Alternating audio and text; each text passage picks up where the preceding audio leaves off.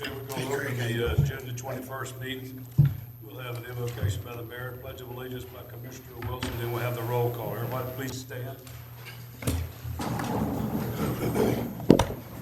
Heavenly Father, we come to you tonight to ask you to be watching over us in our daily chores as we go about for the city of Ocoee, as we go tonight and do our city business. Watch over us and make sure that we're doing the things that we're supposed to do. We ask in your name to keep watching over our first responders as we go through these terrible times as we have with COVID and the other things. So please watch over them when we ask in your heavenly name, amen. Amen. I pledge allegiance To the flag of the United States of America, and to the republic for which it stands, one nation, under God, indivisible, with liberty and justice for all.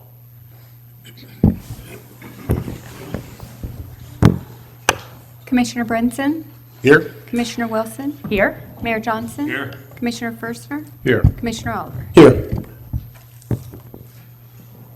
All right, tonight we have a presentation from Orange County Public Schools on renewal of the one meal property tax.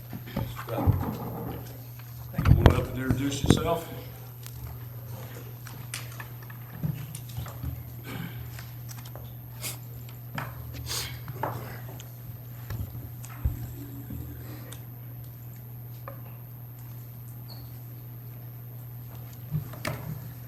Thank you, Mayor. Good evening. It's great to be here in the beautiful city of Ocoee.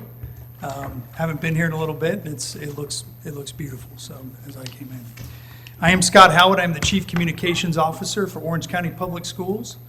I also have the privilege of serving as the president of the Foundation for Orange County Public Schools, and I'm here today to talk about the continuation of the 1 mil special millage property tax that actually went into effect in 2010, the school board, and it's up for renewal this year. Give you a little bit of background on myself. I actually have worked for Orange County Public Schools for over 30 years. I was a teacher, I was a school administrator. I did government relations for the school district. I did student enrollments, school planning, negotiated labor contracts for the district, and now I serve as the communications chief and have for the last 6 years. So I appreciate you having us here today to talk a little bit about the initiative. Go ahead and get started. So Orange County Public Schools is a large organization, large school district, third largest employer in Orange County. We have 24,576 employees, about 14,000 teachers, about 58% of our employees are teachers, directly serving our students in the classroom. We're the 9th largest school district in the country. We're 4th in the state of Florida, behind Broward, Hillsborough, and Miami-Dade. Actually, Miami-Dade is 3rd, Broward is 6th, and Hillsborough is 7th. So we're right outside of Hillsborough. In fact, Houston is between us and Hillsborough when it comes to the largest in the country. Our student enrollment in 2010 was below 180,000 students. Today, we're over 206,000 students in Orange County. You can see the path of our student enrollment over time. Moderate growth, although constant throughout the recession. Then you saw an explosion of growth post-recession for 2 years, some leveling off, and then again post-Maria, we had a number of Hurricane Maria, we had a number of students come to us from Puerto Rico in 2017 and 18, dropped during the pandemic, and then it's coming back. In fact, that number we ended the school year, that was the October number, which is our official account for the year. We ended in May at 208,000 students. Here's our number of schools in Orange County. We have 205 schools. They're broken down by level here. We're going to add 5 new schools next year in order to accommodate in that planned growth. That was even pre-pandemic planned. Our students come from diverse backgrounds, 208 countries. They speak 166 dialects and languages.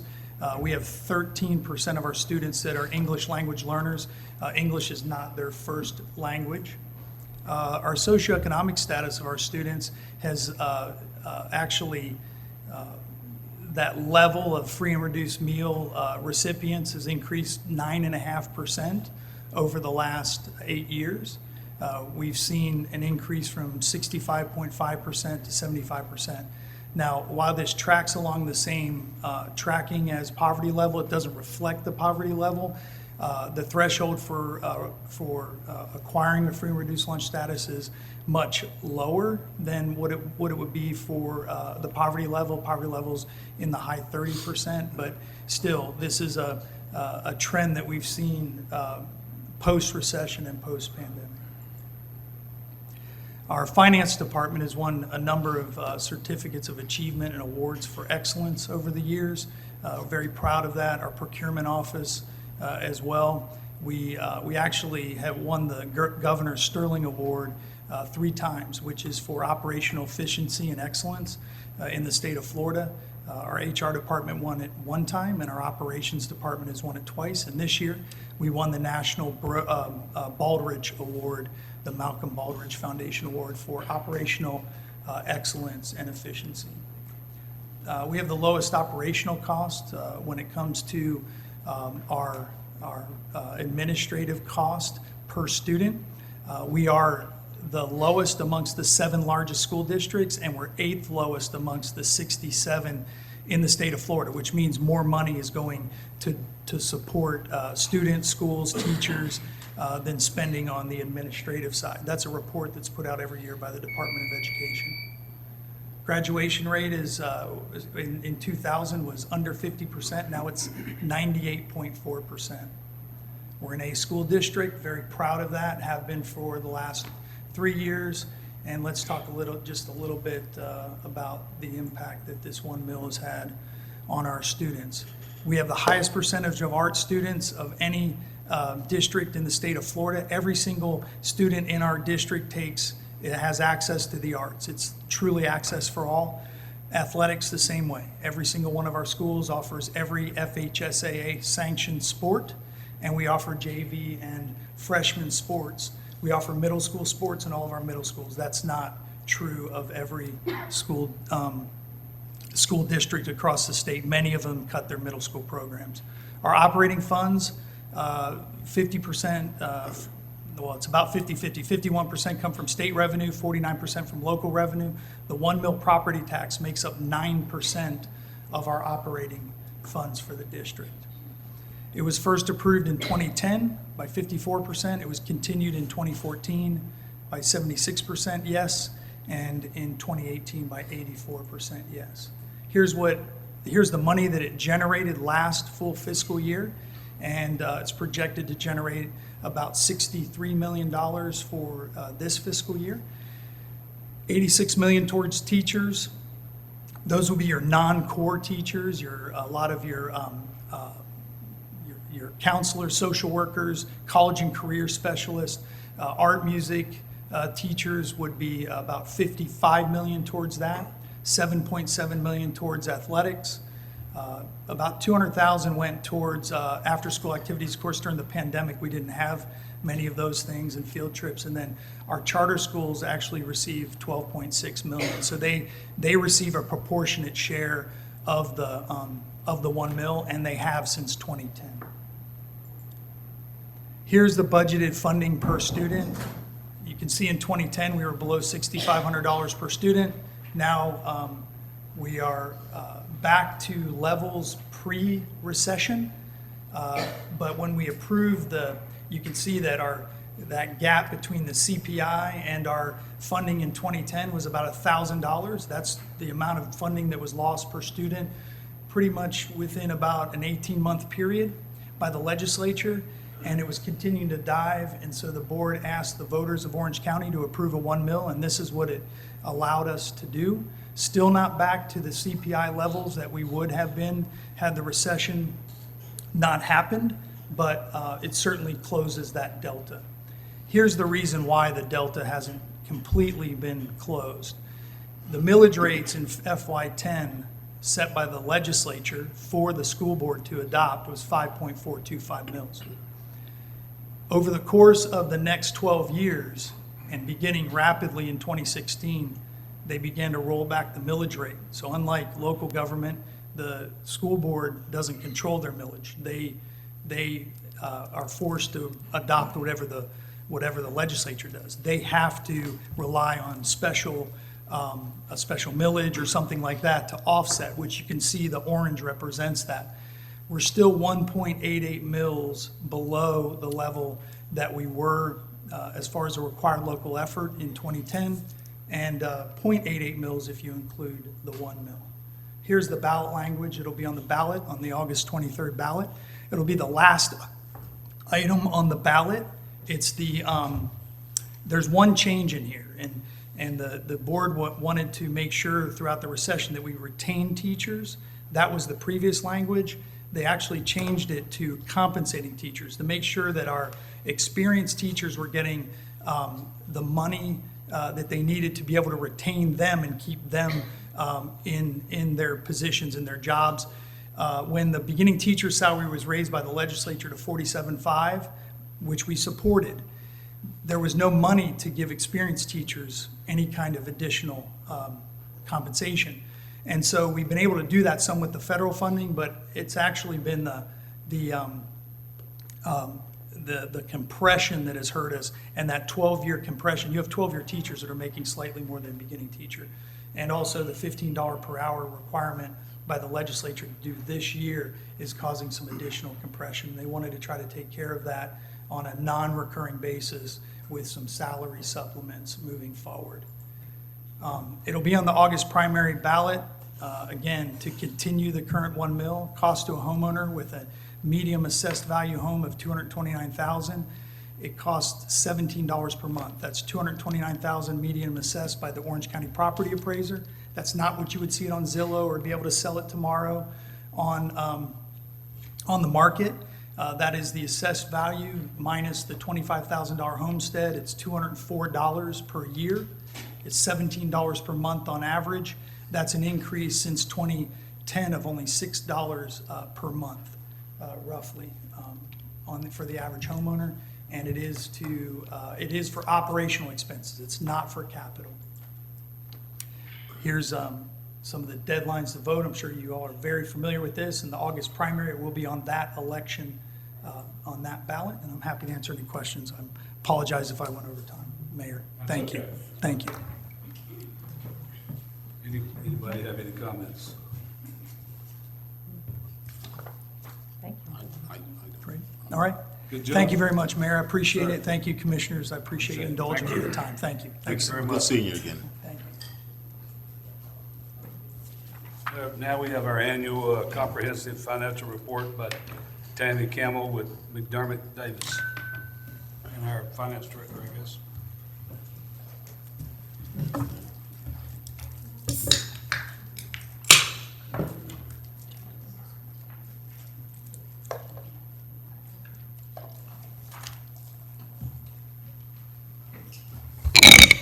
Good evening, Mr. Mayor and Commissioners. Before Ms. Campbell takes the podium to do our presentation of the results of our fiscal year 2021 financial results, I wanted to, on my own behalf, and I'm sure on the behalf of the city, take a moment to express my appreciation to Ms. Campbell and to the McDermott Davis team. This will be the last presentation that Ms. Campbell will be making to us after more than 20 years as the city's audit firm. I think that that is pretty impressive. In the entire time that Ms. Campbell has not only performed our audit and her team, they have also compiled our financial statements. And for every year that they have done so, we have received the Certificate of Excellence, which means they have done a fantastic job in helping the finance team here at the City of Ocoee in presenting to the commissioners and to the citizens of this city reliable and comprehensive financial results. So from me to you, Tammy, thank you so much for all of the assistance, and you have been greatly appreciated. Your turn.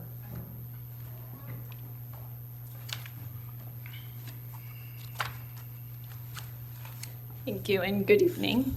Here to present the results of the 2021 annual audit. And it's been a pleasure to work with the city over the past several years and seeing the growth within the city. and how you've progressed. The city once again received an unmodified audit opinion, and this is the best type of opinion that the city can receive.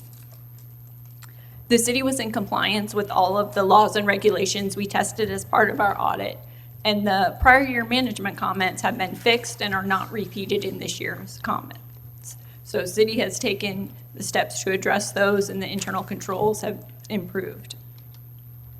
Some financial highlights. Overall, the city's ending net position was $251 million, which was an increase of about $28 million. Most of this increase is due to the city's ARPA grant revenue that was received late in 2021 and hadn't yet started to be spent. And that's expected to be spent in this fiscal year 22. So you will potentially see a drop in fund balance as you're spending down the money you received in 2021 in fiscal year 22. Similarly, the general fund increased $12 million, and again, that's due to that grant revenue. Capital outlay expenditures were about $18 million, and that's due to all of the capital projects that the city has ongoing. The city's water and wastewater fund increased about $3 million, and this is showing that you're charging the customers and services to fully support that fund, which is what you're looking for in that enterprise type fund. Overall, total debt increased $9 million, and that was due to the new bonds that were issued this year, offset by your normal principal payments on your existing debt. Overall, the city is in good financial health and good reserves available and good plans for spending in the future. And if there are any questions, I'd be more than happy to address them. Anybody have any questions? No. Thank you very much and appreciate it. Thank you. Thank you. Staff report. None at this time, thank you. All right. We have no public comments for, signed up for this part of the meeting, so now we'll go to the consent agenda. Make a motion to approve? Motion made by Commissioner Wilson to approve the consent agenda. Do I hear a second? I'll second it. I have an item I need to pull. Hang on a minute. Seconded by Commissioner Forster. All right, what do you want pulled? Item number 6. 6?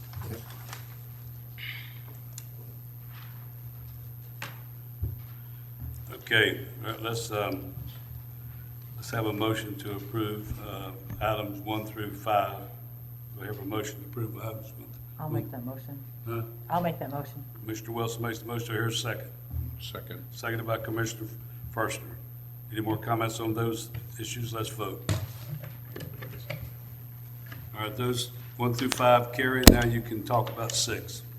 I pull item number 6, which is it's a notification for emergency purchases for the ring power, with purchase with ring power for 2 mounted generators.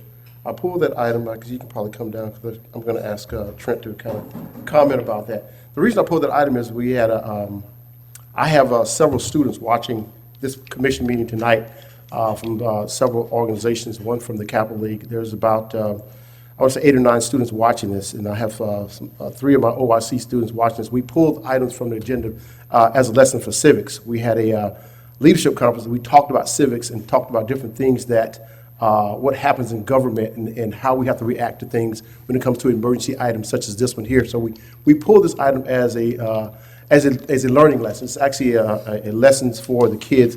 And I wanted Trent to talk a little bit about why this item is so important and why we're pulling this and how we actually move the money from one account to another to make sure this happens. This is what happens when we have emergencies in our city, and why it's good to have. We just had a comprehensive financial report to say that we were good financially. So we want to show why it's important for us to be good financially, to be stable. Okay. First, you want to know about the need? Yes. The need, our fleet of mobile generators for emergency lift station pump out for hurricane events is a little small. We budgeted to add 2 more in the fiscal year 2022. Generator lead times have been a problem. They've increased half a year over the last year. We were able to find 2 under budget, the lowest of 3 quotes that they had in stock, and we were able to get them in 4 weeks as opposed to 66 weeks from other suppliers. So that's why we went through with an emergency purchase on a budgeted item. Gotcha. All right, so again, thank you so much for that. I appreciate that dissertation. But this is what happens when we have emergencies in the city, hurricanes or tornadoes. We face all types of emergencies, and sometimes we budget for one thing and we don't have enough. We have to have reserves to be able to handle these emergencies. So this is one of the lessons that we talked about in the leadership conference. So thank you for that dissertation. So I'll yield back to the commission so we can vote on it. We have a motion for item 6. I'll make that motion. Motion made by Commissioner Oliver. Do we hear a second? I'll second it. Second by Commissioner Bretson. No more comments? Let's vote. Item number 6 passes.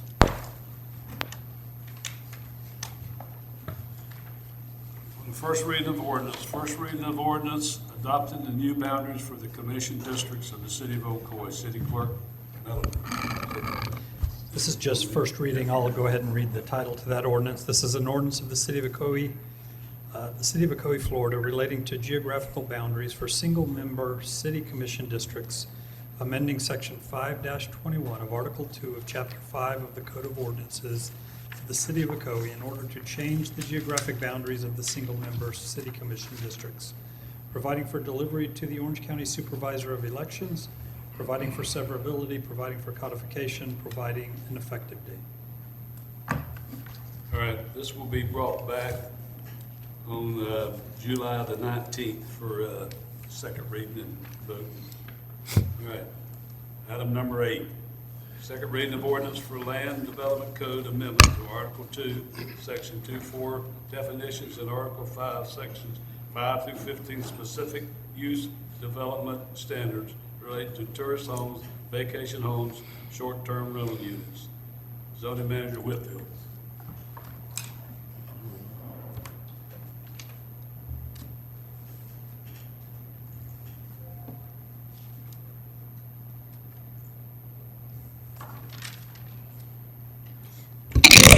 Good evening. Thank you, Mr. Mayor, Commissioners, audience members. The item before the commission this evening for the land development code changes is relative to how we treat vacation rentals, short-term rentals, and tourist homes. So the question is whether or not the commission should adopt the proposed changes to effectuate some codes that will help us guide how these homes operate in the city and how they impact potential residential neighborhoods. Some legislative background. The Chapter 509 of the Florida Statute, Part 1, deals with public lodging establishments. Prior to the year 2011, there were no statutory regulations that regulated short-term rentals or vacation rentals in any way. They were mostly dealing with hotels, motels, bed and breakfast, and things of that commercial nature. In 2011, the Senate adopted or approved House Bill 883, which established some preemptions by creating a new subsection in 509 Part 1, where it said that local governments cannot restrict vacation rentals or prohibit vacation rentals based solely on how they're used, their classifications, or the types of occupancies that happen in those vacation units. Later on in 2014, Senate Bill 356 was adopted, and it further restricted the cities' and counties' abilities to regulate vacation rentals in that it completely prohibited cities' abilities to prohibit vacation rentals or to regulate their duration or their frequency. So duration means how long someone can rent a room or a unit for, and how often is the frequency, how often those units can be rented out. The statutes have remained the same in 509 Part 1 since the 2014 legislation. From 2011 to 2014, the preemptions did not impact a local government's ability to conduct safety inspections for fire safety, compliance with the fire prevention code, and for compliance with the Florida Building Code. I do want to say that the preemptions don't impact any local government's regulations that were in place prior to 2011. So with some research, the city of Ocoee had regulations in place prior to 2011. Chapter 119, which deals with our taxation, was in place. It established the taxing for lodging of 5 bedrooms or fewer. The Land Development Code, which is our zoning code, had adopted regulations in September of 1970. So the 4 bullets there identifies the regulations that we had in place. We had defined a tourist home, and that is a dwelling where sleeping accommodations were offered up for compensation. It set a cap at 4 rooms. We also had regulations in place as far as parking for tourist homes at 1 space for each bedroom, plus 1 space for the operator or the manager. Tourist homes were allowed in all of the R3 zoning districts, and the accessory and garage apartments were allowed in residential lots so long as they meet the required yard setbacks. Those 4 are still in place today. In 2003, the city adopted some changes, a new section, 6-15, that deals specifically with multifamily developments. And in that new section, 6-15, there was a new provision that prohibited the operation of tourist homes or vacation homes in a apartment building that is a condominium. And what that means is that an apartment building is a multifamily building with 3 or more dwelling units on 1 single lot, and it's one single ownership. A condominium means that a condominium association paperwork was filed with the state, and each individual condo unit, interior walls, space is owned by an individual. Everything outside of those units is owned by the condominium association. So anything exterior, the exterior of the building, anything happening on the horizontal of a site. So because we have those provisions in place, staff and in consultation with the city attorney's office felt that we had the ability to make some provisional changes to our existing codes to deal with vacation homes and tourist homes in a manner that isn't in violation or doesn't run contrary to the statutes in terms of regulating their duration or their frequency. So some proposed changes that we have are to Article 2.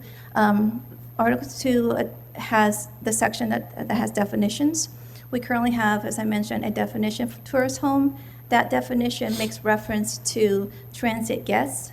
So we are proposing that we add a definition for transit guests, and that definition is coming out of Florida statutes. We're also suggesting a definition for vacation and short-term rental only in that it refers the reader to tourist homes, so that if someone is doing a Google search on Unicode or just on the web, if they Googled vacation homes in Ocoee, it would direct them to the provisions in tourist home. The other article that we are recommending changes to is in Article 5. Article 5 of the Land Development Code deals with specific things like what is a residential lot and how we handle assisted living facilities, how we handle home-based businesses and things of that nature. So what staff is proposing is to add a new section, subsection C, to establish standards for how we're going to process those vacation homes, and making sure that when homes do come online, they are compliant with the other residential lot standards, so that essentially it will not impact adversely the residential homes in that neighborhood. So the draft ordinance that you have speaks to establishing a no-cost application like we have for local home-based businesses. Those applications are no cost if someone wants to operate a home-based business out of their home, compliant with our regulations and with statutes. That application is no cost. Also having a certificate to give to that operator that says, okay, you've applied with the city, you're compliant with the provisions that I'm about to share with you. So no cost application, a reiteration that there is a business tax that the city has for the operation of a vacation rental or rental units with fewer than 5 rooms, which falls in line with our 1970 definition. Clarification on parking.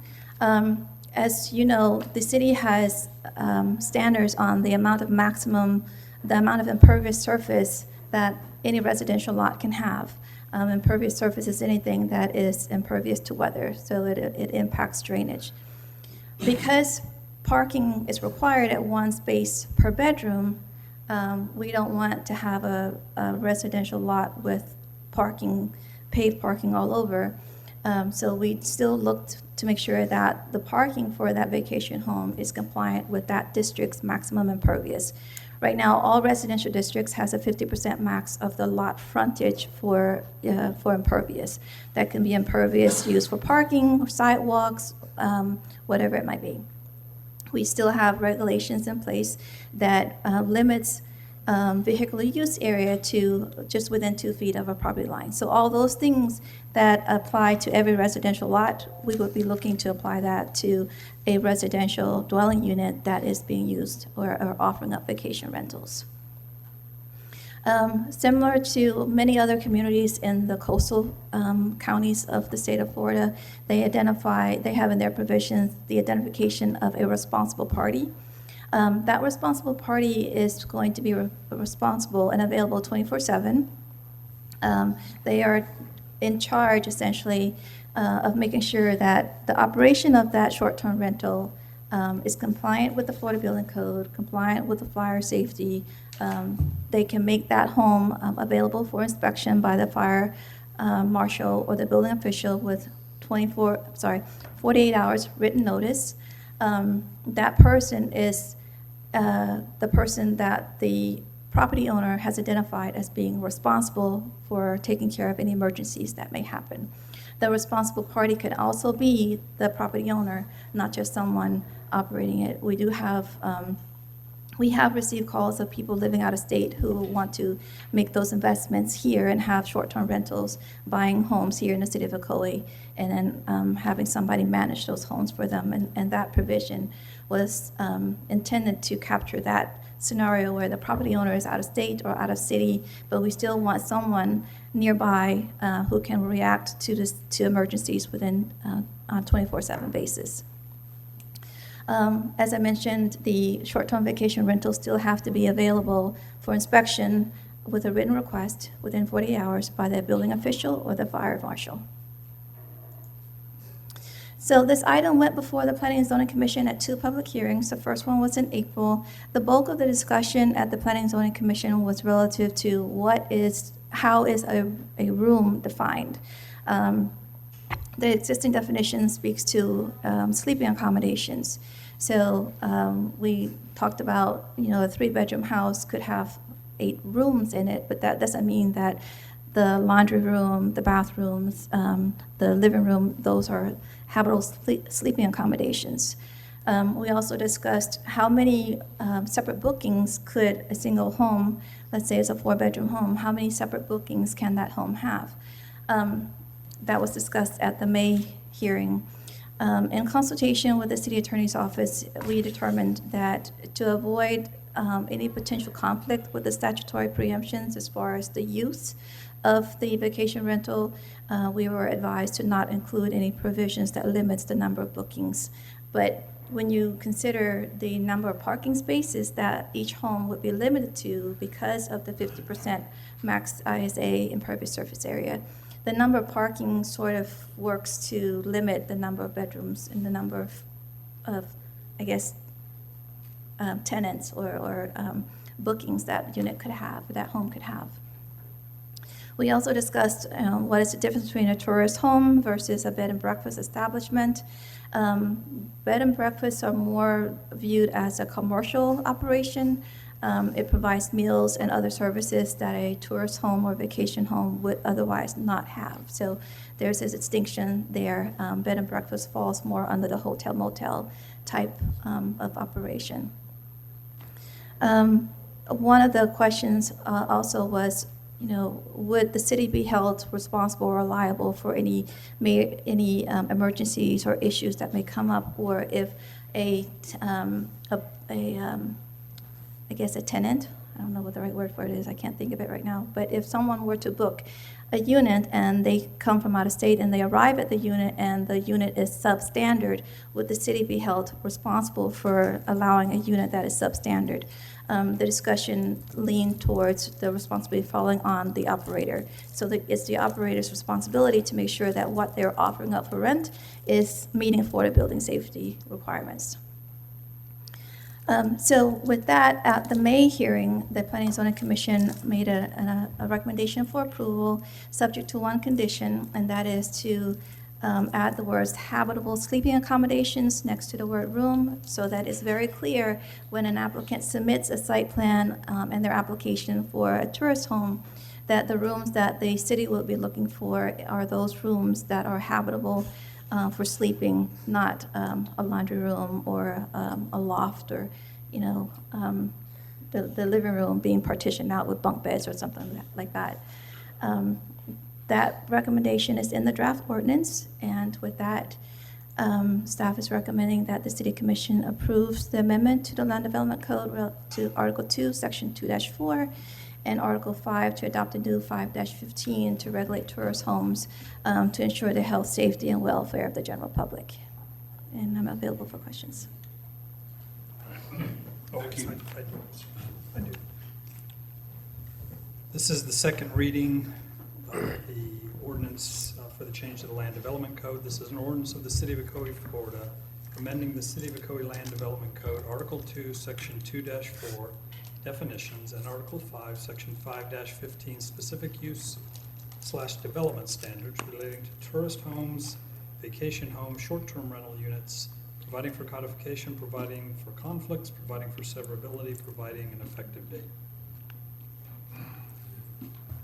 All right, I'm going to open the public hearing. Anybody in the public have any comments on item number 8?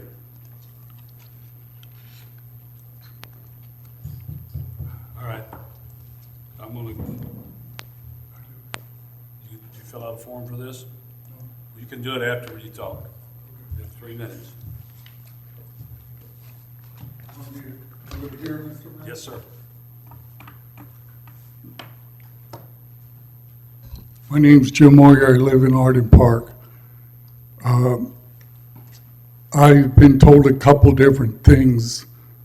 It's not first-hand knowledge, it's second and third-hand knowledge, but in Arden Park, that some of the newer homes were designed specifically for the possibility of Airbnb, which could be limited to as little as one night and could be very, very infrequently. I've also been told that a certain percentage of the homes, the ownership of the homes in Arden Park, are owned by people from a different country with different language, different time zones. If you were to contact, I understand what was saying about local contact, but I'm just bringing up these points to make sure you're aware of the possibility that it could come up. The Airbnb is limited as one night, and also ownership from a completely different country. Thank you. Thank you, Mr. Moyer. Anybody else? Any more comments? Any more comments? I'm going to close the public hearing and bring it up to the dais. Anybody in the dais have any comments? I have a couple of questions. My first question is regarding parking. I don't know if this was considered by the P&Z, because some tourists may come here that don't have rental cars or their own personal vehicle.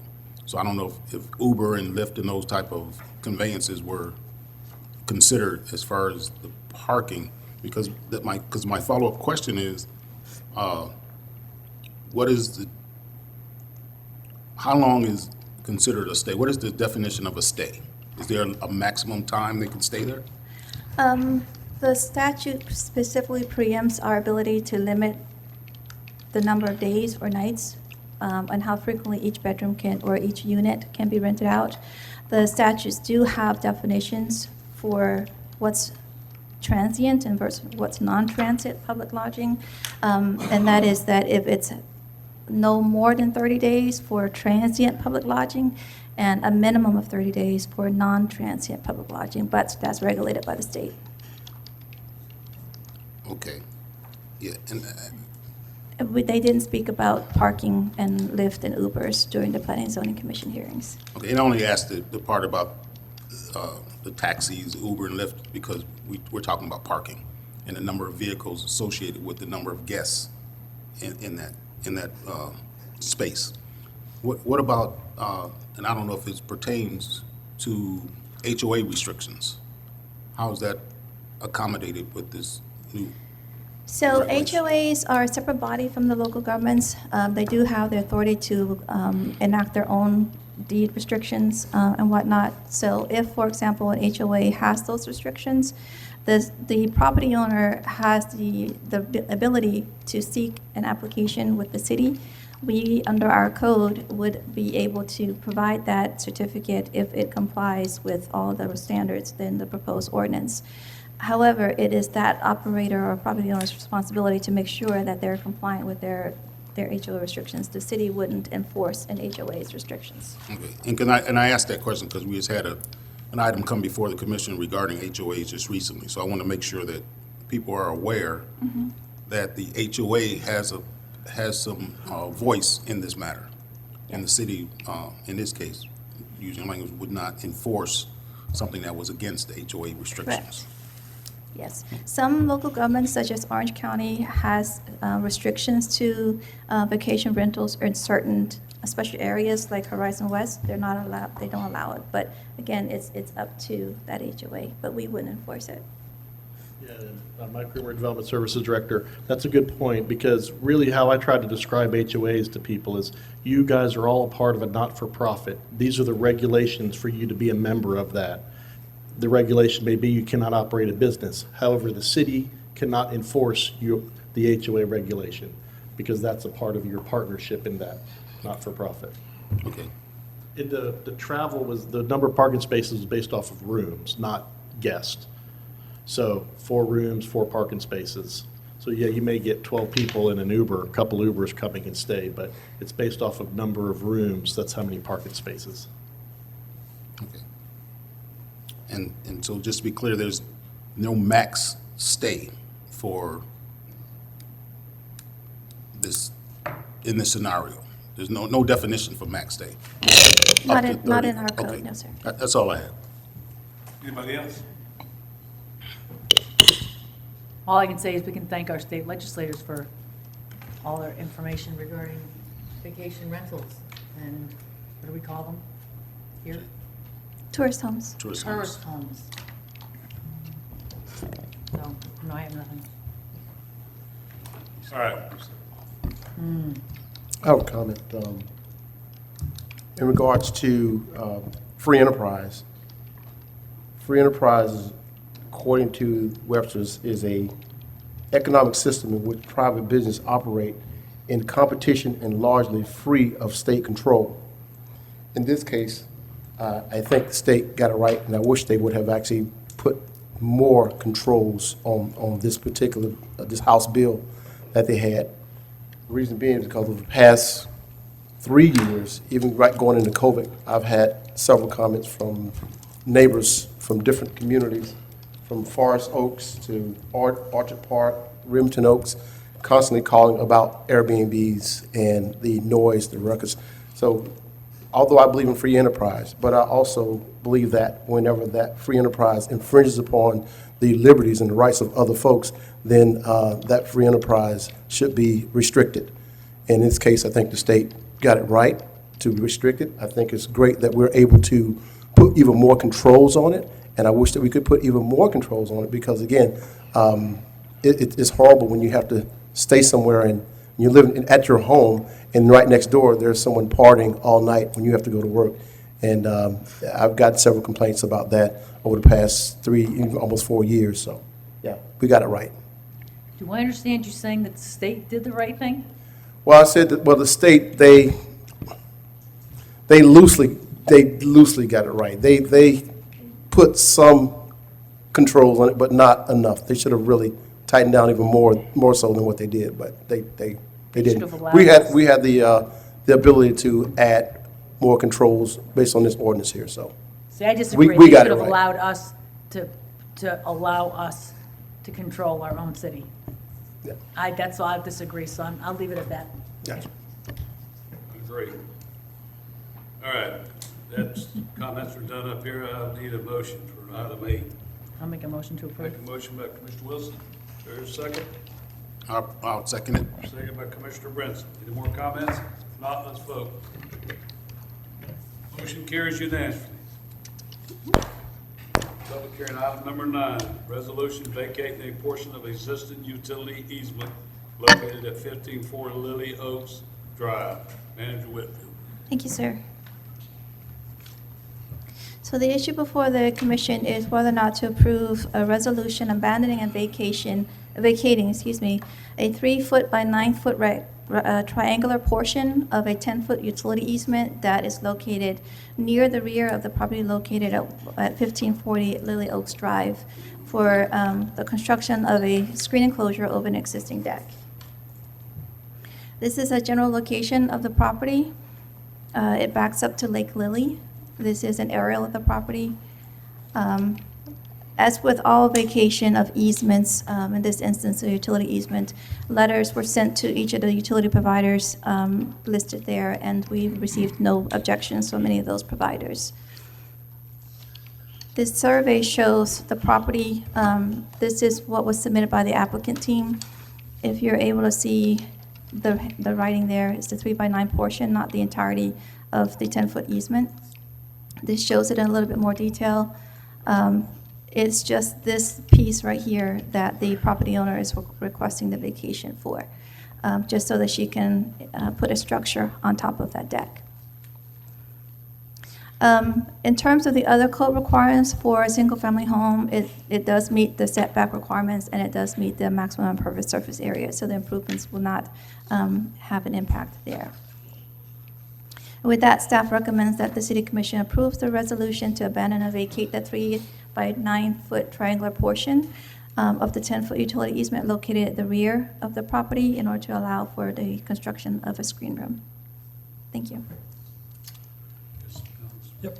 This is a resolution of the City of Ocoee, Florida, abandoning and vacating the western 97.5-foot portion of the existing 5-foot utility easement located on the south side of Lot 13 of Jordana Hills, according to the plat thereof recorded in Plat Book 10, page 112 of the Public Records of Orange County, Florida, City of Ocoee, providing for recordation, providing for severability, providing an effective date. Okay, we'll open the public hearing. Anybody in the audience have any comments on item 9, resolution vacating the portion of existing utility easement? No comments? I'll close the public hearing, bring it back up to the dais. Anybody have any comments? If not, I need a motion. I'll make a motion to vacate the easement at 1540 Lily Oaks Drive. Motion made by Commissioner Forster, I'll second it. seconded by Commissioner Oliver. More comments? Let's vote. Motion carries unanimously. Thank you, sir. Thank you.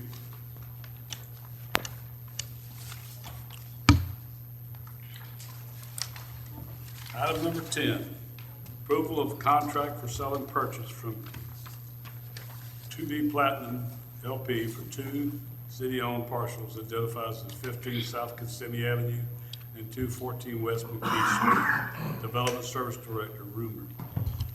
Yeah, thank you, Mayor. This is from direction from the City Commission staff to work on coming to contract for a portion of property located on West McKee Street in Kissimmee. This is the known as the old Crittenton property. The City Commission approved a letter of intent to work towards a contract, and we are bringing forward that contract to you. Just a real quick synopsis. Currently has the old Crittenton office building on it and a shed building. The west half of the property is slated to be a future off-site stormwater pond for the Kissimmee Road project, and the front half is what we will be selling to the purchaser. We have gone back to the engineers who had a 90% design of the pond to see if they could redesign it to hold more volume and so we could make the space that the area that the 2B Platinum will be purchasing, just a little bit larger for future mixed-use development. And then, once we have that acreage, we will be closing on the property. Thank you. I just want to make one comment. The real value in this is not, I mean, the purchase price is important, but I think the value in this contract is the commitment and the obligation of the developer to build a building that'll fit the downtown character area. And so I think that's kind of part of the consideration of this whole transaction is we had a lot of say in the building that's going to go up there, and it'll really set the tone for downtown. Yes, thank you, Scott. That is true. There is a rendering staff did internally that they committed to meeting that architectural guidelines, as Scott said, so that's the value.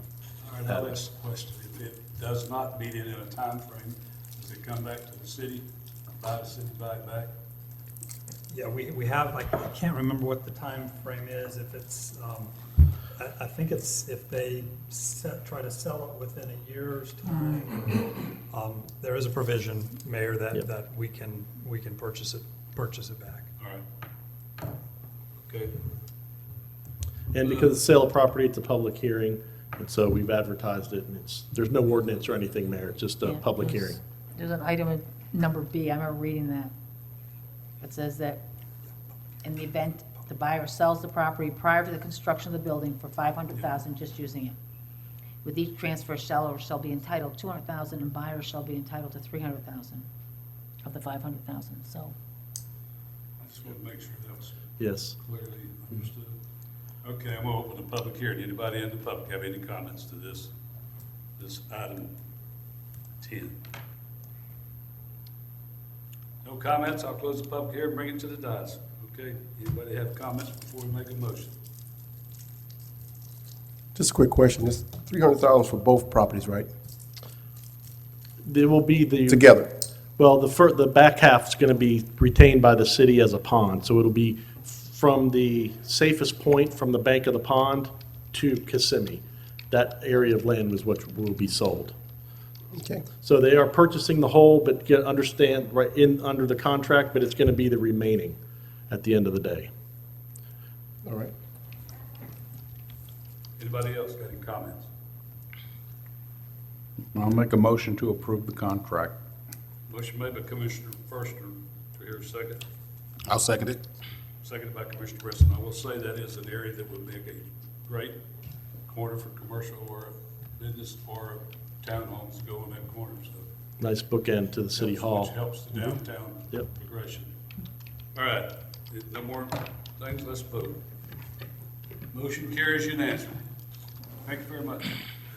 Item number 11, recommendation from the Hrdb for approval of the 2022 Election Day Remembrance Event Planner Program details. I need a form. Did you fill out a form? You have to fill out a, When you built, Mr. Carr? huh? When I'm done, I fill it out. Okay, yep. When you're done. Okay.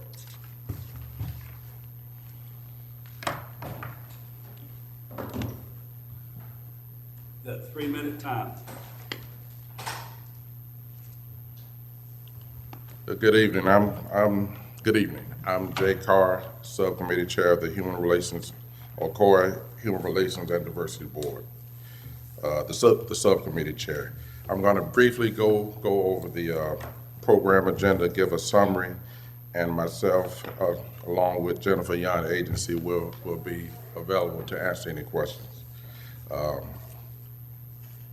3 minutes is, I was told I would have 5 minutes, but on November the 4th, there's going to be a golf tournament at 7:30. I'm going to go as fast as I can. Well, I hope we could, Excuse me? I can't speak for the mayor, but I would hope we could hear the whole presentation. Okay. I'll give you 5. That's all right. We'll clean it to 5. Clean it to 5. Okay. Yeah. Okay. I can talk fast. I can talk. I can give it all to you. Okay. Okay. Friday, November 4th, there's going to be a golf tournament at Forest Lake Golf Club at 7:30, starting at 7:30, from 7:30 to 12:30. This is a fundraiser. Okay, the same day, there's going to be an artifacts exhibit, educational panel from 3 to 6 p.m. moderated by Darlene Jones. Along with her, you will have several historians. The same day, there's going to be, from 6 p.m. to 7:30 p.m., there's going to be a golf award ceremony, silent auction, and mixer. And from 7:30 to 9:30, there's going to be a theatrical presentation led by a descendant of the Ocoee massacre, Andrea Riley, out of New Jersey. She has solicited help from other descendants out of town and local descendants. So this will be a joint venture of all descendants to give a presentation on November the 4th from 7:30 to 9 p.m. Saturday, November 5th, there's going to be a 5K run. The 5K run is also a fundraiser. Okay, that's going to be from 7:30 to 8:30. At 11 a.m., the Buffalo Soldier organization, a motorcycle club, they estimate that they're going to have at least 250 riders during the second annual Memorial Ride for Julius July Perry Memorial Highway.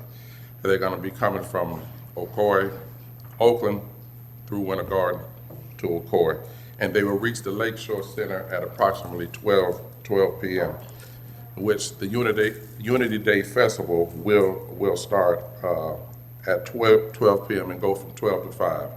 At the festival, we plan to have a recording artists, headliners, gospel, voters registration tables, train rides for kids, African-American painting, bounce houses. I have a question about the bounce houses later. From 7 p.m. to 9 p.m., there's going to be a Descendants Dinner led by High Point Church. On Sunday, there's going to be a community church service at High Point Church from 9:15 to 11 a.m., 1 to 5 p.m. gospel brunch at Bar 5 Lounge, and from 6 p.m. To 8 p.m., High Point Church is going to have their program that includes the Memorial Walk. And of course, in all these events, we'll have the reading of the names. And in summary, this event was voted a unanimous vote by all members of the Human Relations and Diversity Board. So everybody's on board. I've made inquiries with Mark Johnson to see how the Ocoee Music Festival works, so I can streamline the process and do best practices. If it works for the music festival, it could work for this event. This 2022 event includes fundraisers and solicits corporate sponsors. The event last year did not solicit corporate sponsors or fundraisers. In addition to the fundraisers that we have, we're selling the vendor spots at the Unity Festival. I forgot to say that. The 2022 event will be adequately promoted on social media and the city website. Last year, a lot of people did not know about the event until attendees posted pictures and video on social media. Last year, the event planner only had 2, maybe 3 weeks for this event. This year, she will have adequate time to execute. I will recommend that we supply the event planner with up to 50% of the total cost to secure equipment, acts, entertainment. In summary, this event, with 15 seconds left, this event has the potential to pay for itself and possibly have a profit. We have two pages of sponsors are ready to send out sponsorship packets to. this event can be as large as we allow it to be. With that, if anybody has any questions, that myself or the event planner is also present here to answer questions. How much was the total price? The total price for the headliner event is $126,110.40. But as I said, with the sponsorship package and fundraisers, we plan for, at a minimum, for the cost of this to be covered. All right. Comments from the commissioners?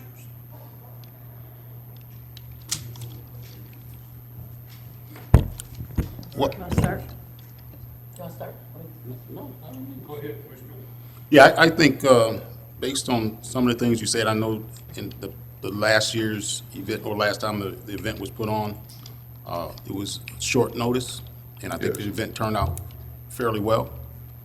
This time, I think you have a long lead time. Of course, one of the concerns that we have is, obviously, is monies. And so, but it sounds like you got that licked. You know, it sounds like you got a lot of potential sponsors, endorsers of this event.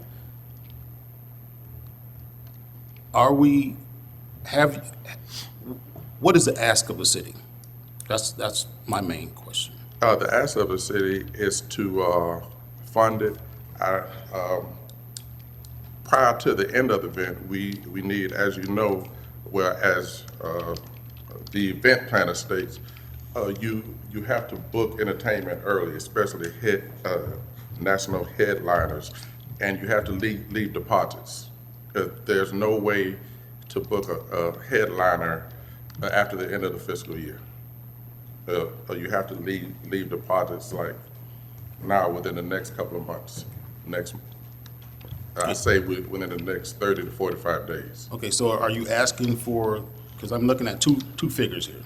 One is $110,000, the other one's $126,000. Yes, we're shooting for the one with the national headliners, and we're going to attempt to get them. If we are unable to, we can fall back on the second figure with the local acts. Okay, so are you asking us for? Half. Half, okay, 50% of. 50%. Either, whichever packet you talked about. 50% of the 126. Okay. Correct. So so you're looking at $62,000. Correct. Okay. Okay. What was the second figure? You mentioned the second figure. 109,910.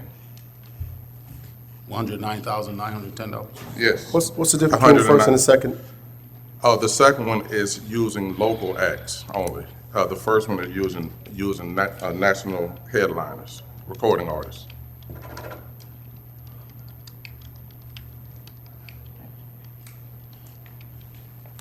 Is that it, Commissioner Brinson? Yes. Commissioner Wilson? Okay, you're probably not going to want to hear what I have to say, but I'm going to say it anyway. Last year, when I read the agenda, what struck me was that last year you asked the music festival, the group asked the music festival to be moved because it didn't show Remembrance. Okay, now it appears that we're going to another festival, which I kind of wrote some things, so I'm going to read what I wrote.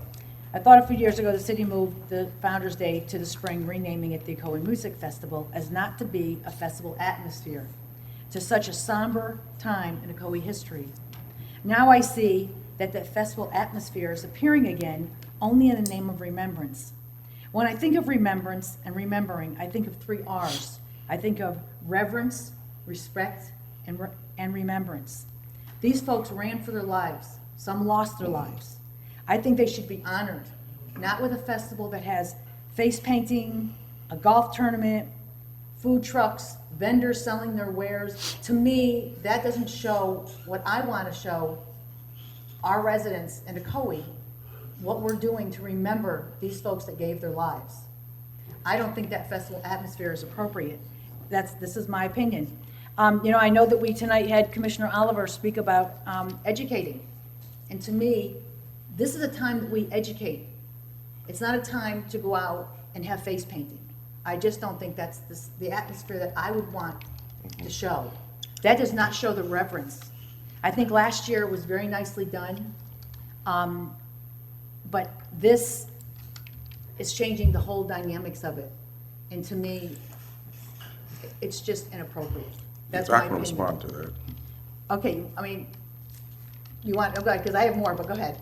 Okay, I can respond, I'll respond to that. Last year is gonna be even more reverent, I guess, because we're gonna have gospel recording artists. And all of the descendants that I've spoke with, they're in support of this. In the African-American community, we have different stages of grieving. You know, we go to funerals, and sometimes most of our funerals are celebrations of life, where it's more festive. So this is how the African American people bring honor to the dead, and I know that's hard to understand, but I've been to Haitian funerals, and the Haitian funerals seem kind of over the top to me, but that's their culture. You know what I'm saying? That's their culture. African Americans, we have homegoing celebrations of life. This weekend encompasses the solemn side and the celebratory side. And all descendants that I spoke with, every one of them, are in support of this. Yeah. Well, this is my opinion.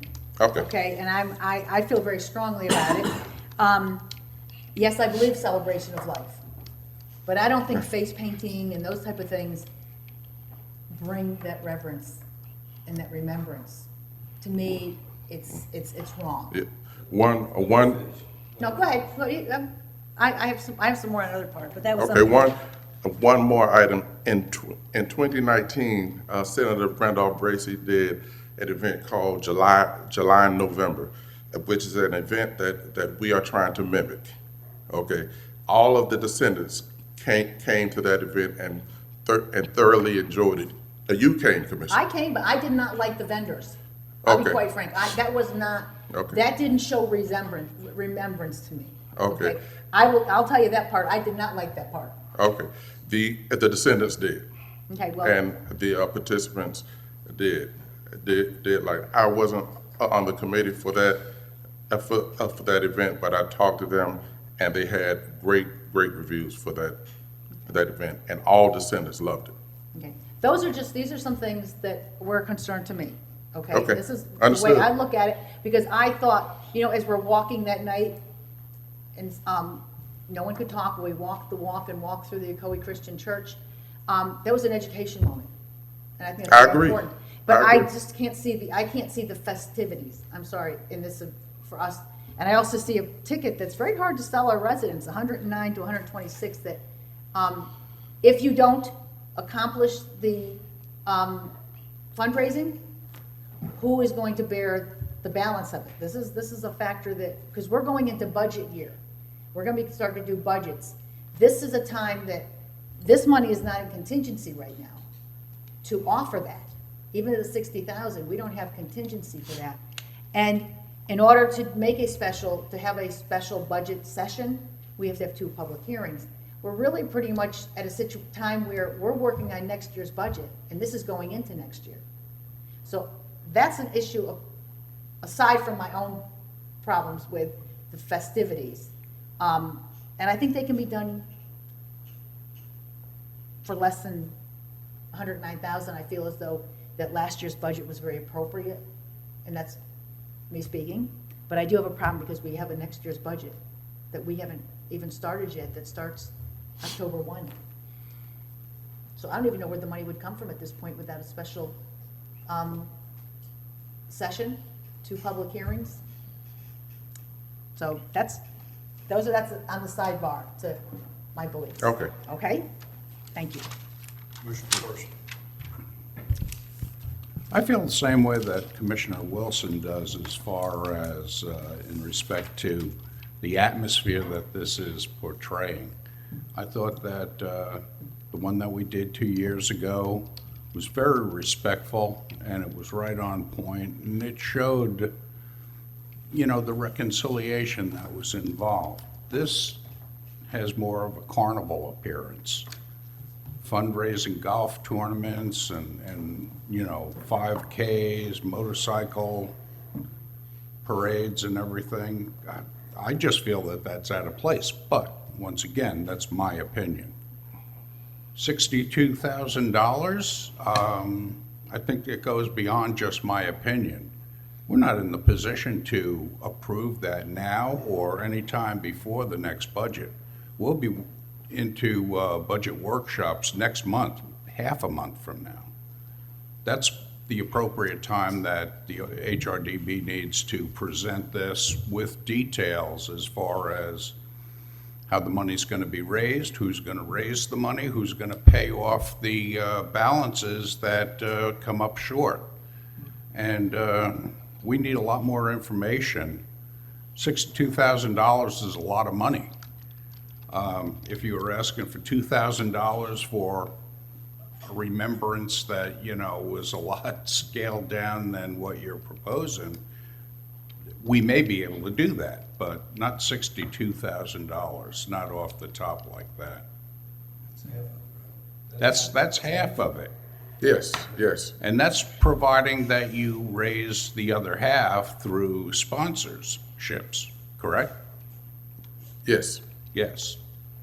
And if that doesn't happen, who's on the hook for paying the vendors that you've signed already? Well, I'm following the same path as the music festival. There had to be a first music festival, and it had to go through this path.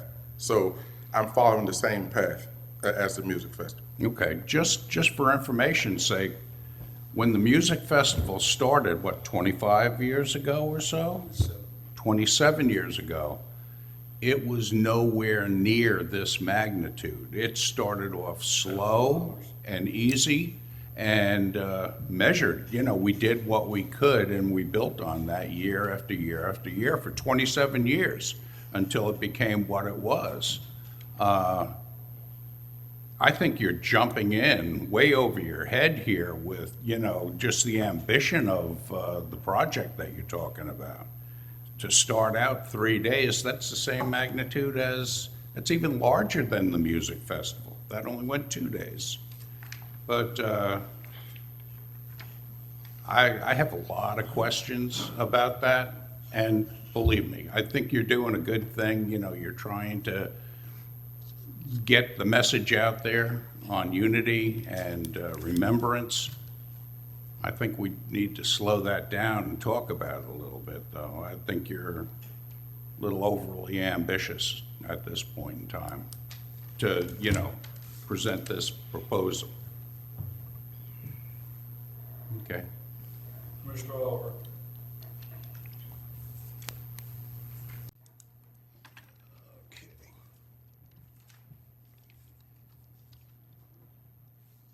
As far as the atmosphere when it comes to the grieving process and how we interject our opinions as to how we feel about someone else's grieving process. I think that we should allow folks to grieve at the manner that they grieve at. I think we should allow cultures to grieve in a manner at which that they were cultivated in their culture, and not interject our own opinions in other cultures. And I can say this as an African-American male, that the grieving process that I have been a part of from the African-American community is that, yes, we definitely have a somber, there is a somber moment when a person passes away.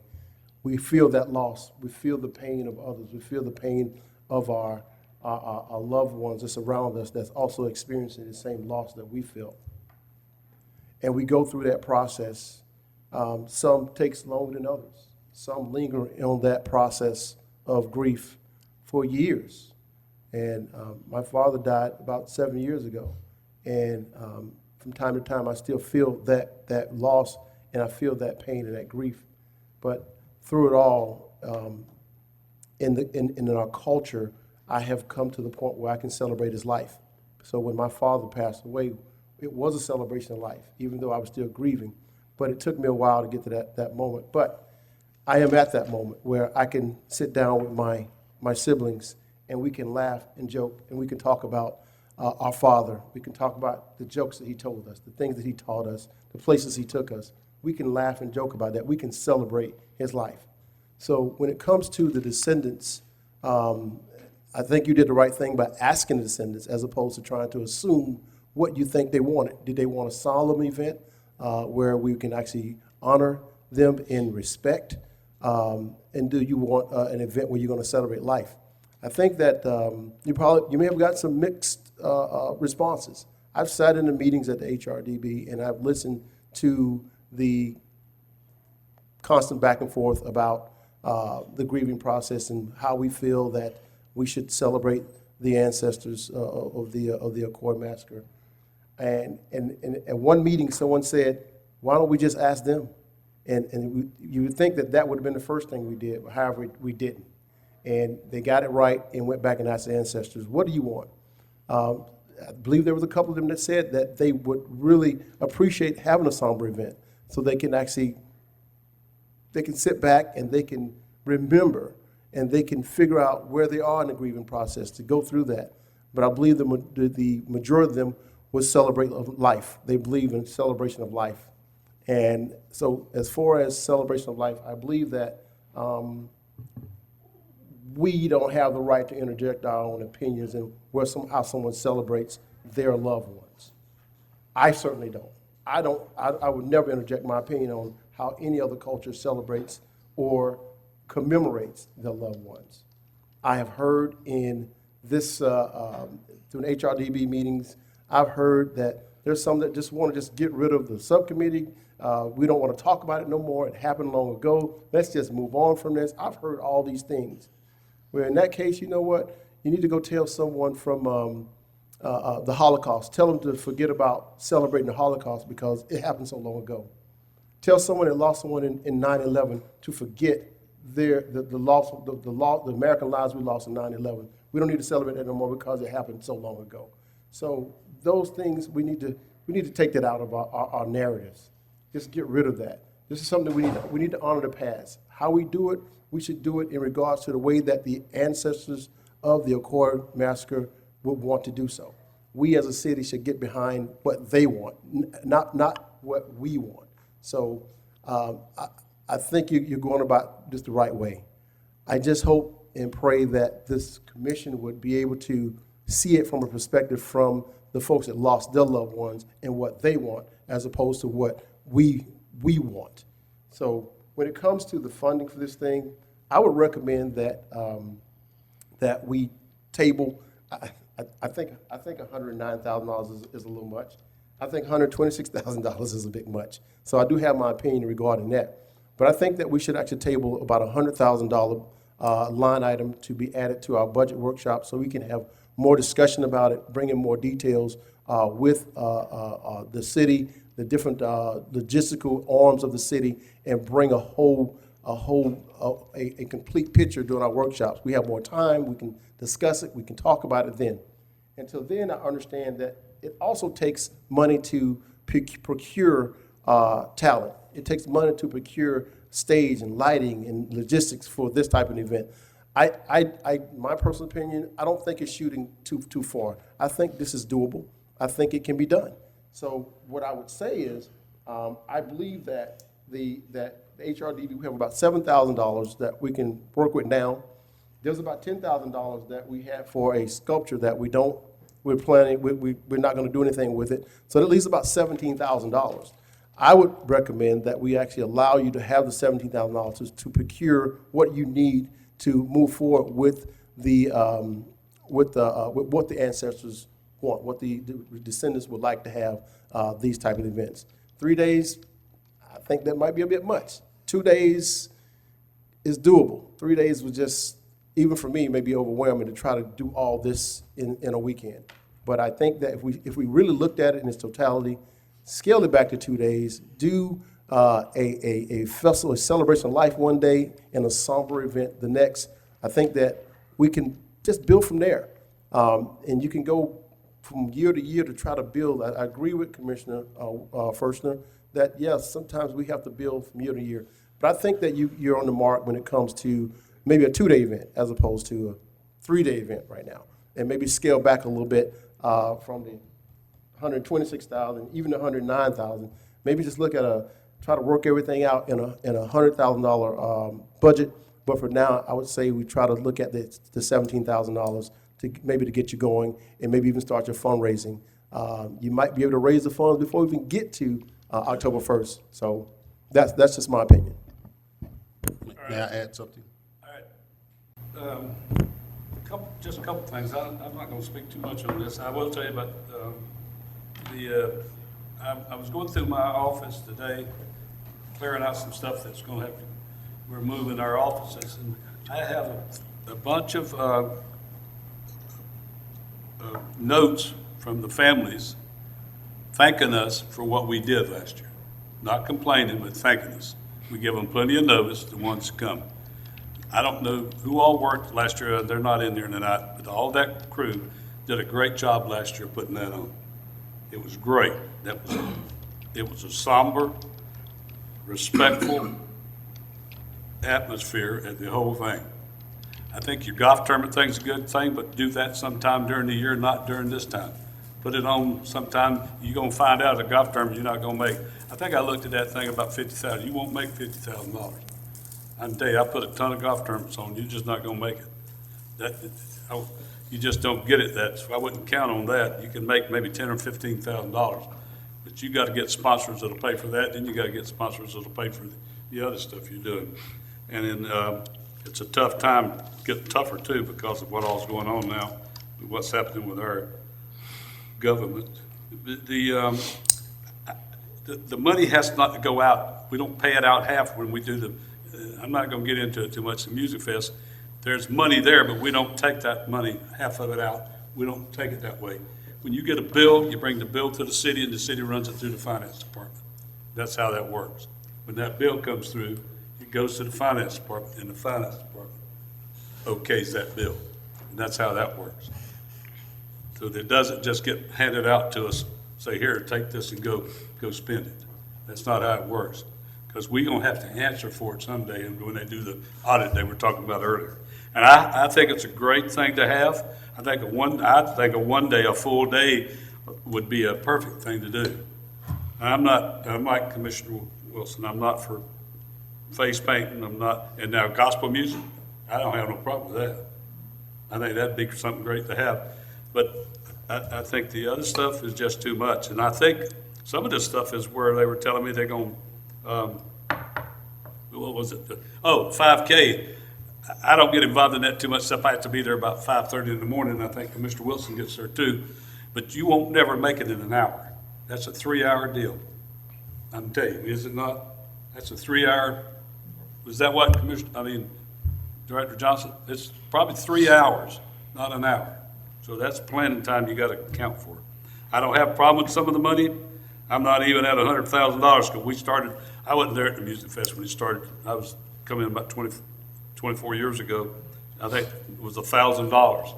You work your way up to the top. When you got 15 or 20,000 people coming to a Music Fest over the weekend, it's a different program.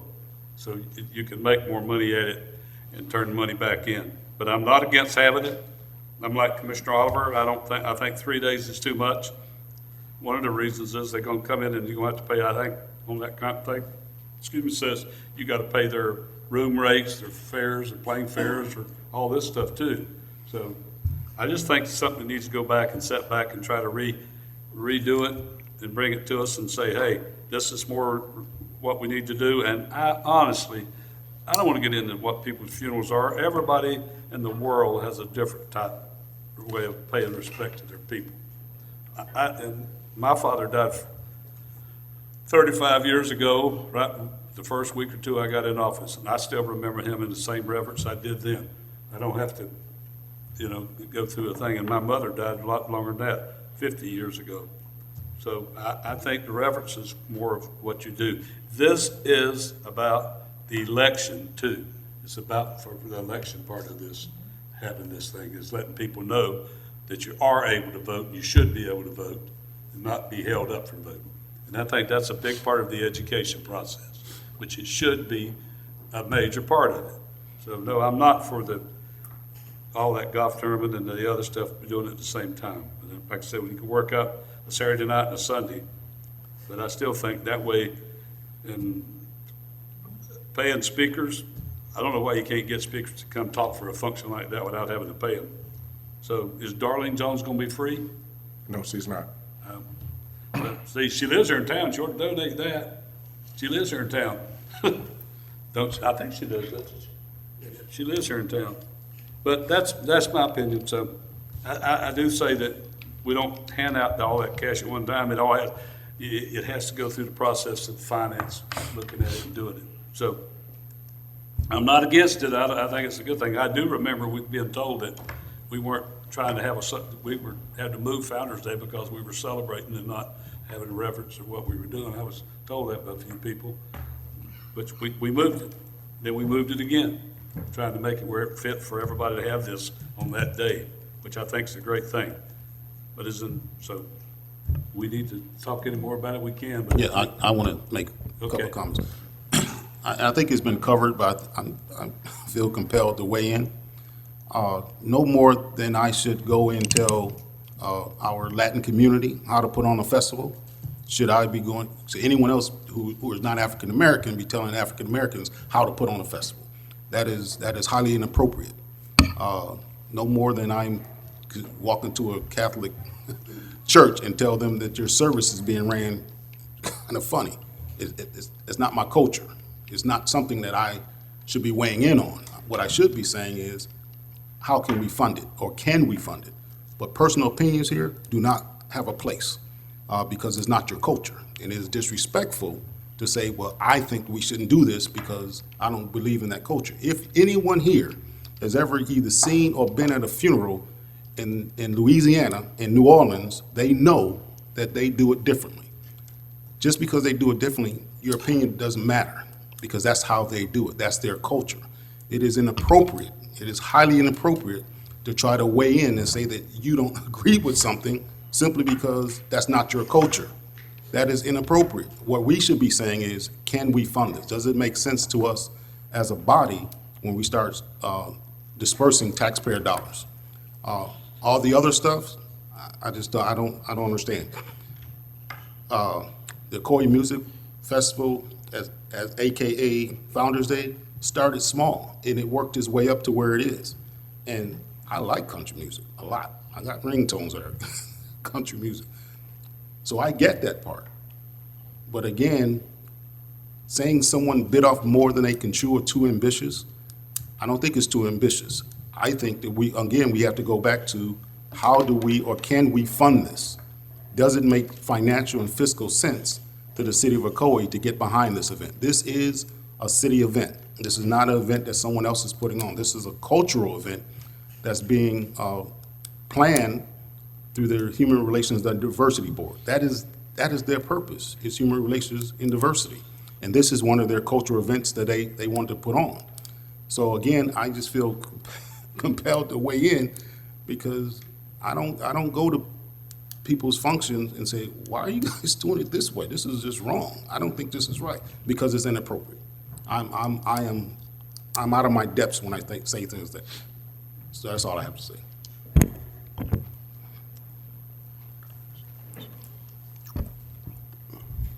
Well, our time now, finish talking.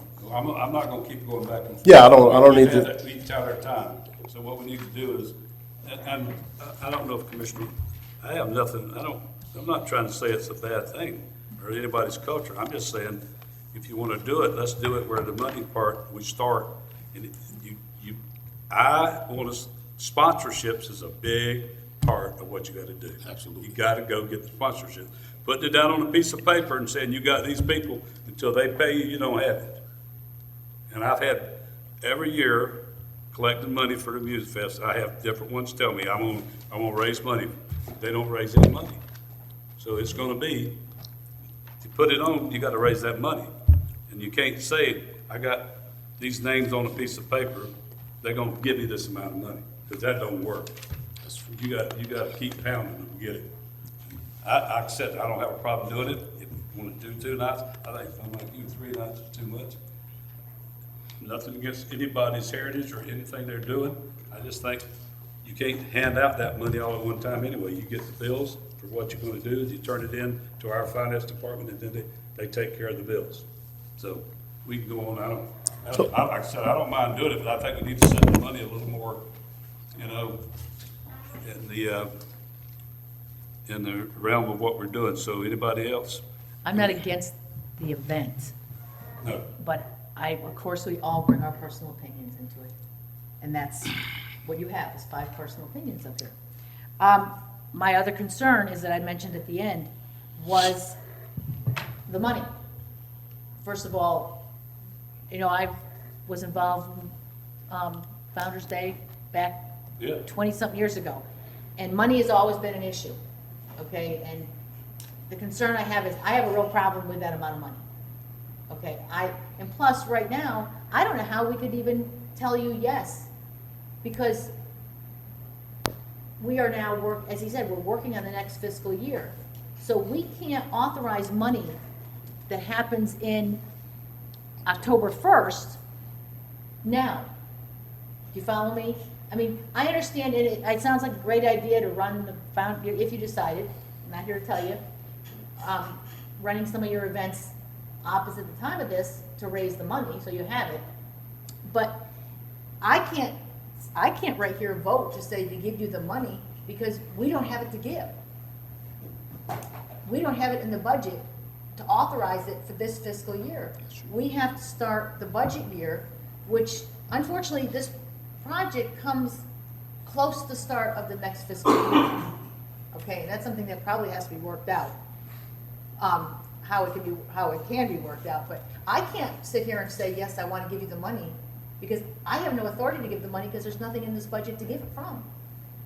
It's not until we go through the budget year, this is my opinion, until we go through the budget workshops that we then can look at what funding we're going to have for the next year, because in that budget workshop, we're working on paying our employees.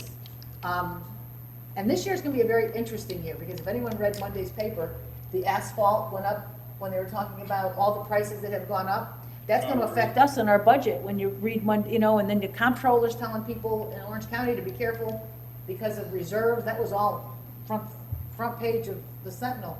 But I'm saying is that I can't authorize it because I have nothing to authorize it from. There's no line item for that. And that's where we go into the budget workshops that take effect. I can't tell the city manager to sign checks or to sign authorization for things when there's nothing in the budget to sign it from. I mean, that comes down to brass tacks right there. It's not against your project. It's the project isn't in the budget for us to even ask give the authority to the city manager to sign off. So, I would like to make a motion that we authorize them to use the $17,000 that they have right now to move forward with the event. But I would also, in addition to that, I would also make the motion that we add a line item to our budget workshop so we can discuss it as to which direction we go in as far as do we authorize all of this $100,000 to go toward the event. They may have raised all the money before we get there, but at least we would have a line item that we can discuss. So we don't have the money now. And I agree with you, Commissioner Wilson, that we can't give something that we don't have. But we can prepare ourselves to discuss a line item during the budget workshops. So with that being said, I just say we make a motion that will authorize you to use what you currently have, which is at $10,000 for a sculpture that's not going to happen, and $7,000, which is for a total of $17,000 that you can use to start moving forward with your event. And go ahead and start raising the sponsorship. And start raising the Do sponsorship. we need to provide authorization for the HRDB to move forward? Is that something we Well, need we to do? have to, yeah, but we could do that under the same motion. Right, that's what I'm saying. I Why want are to we make sure telling that's them included. what to do with the money they already have?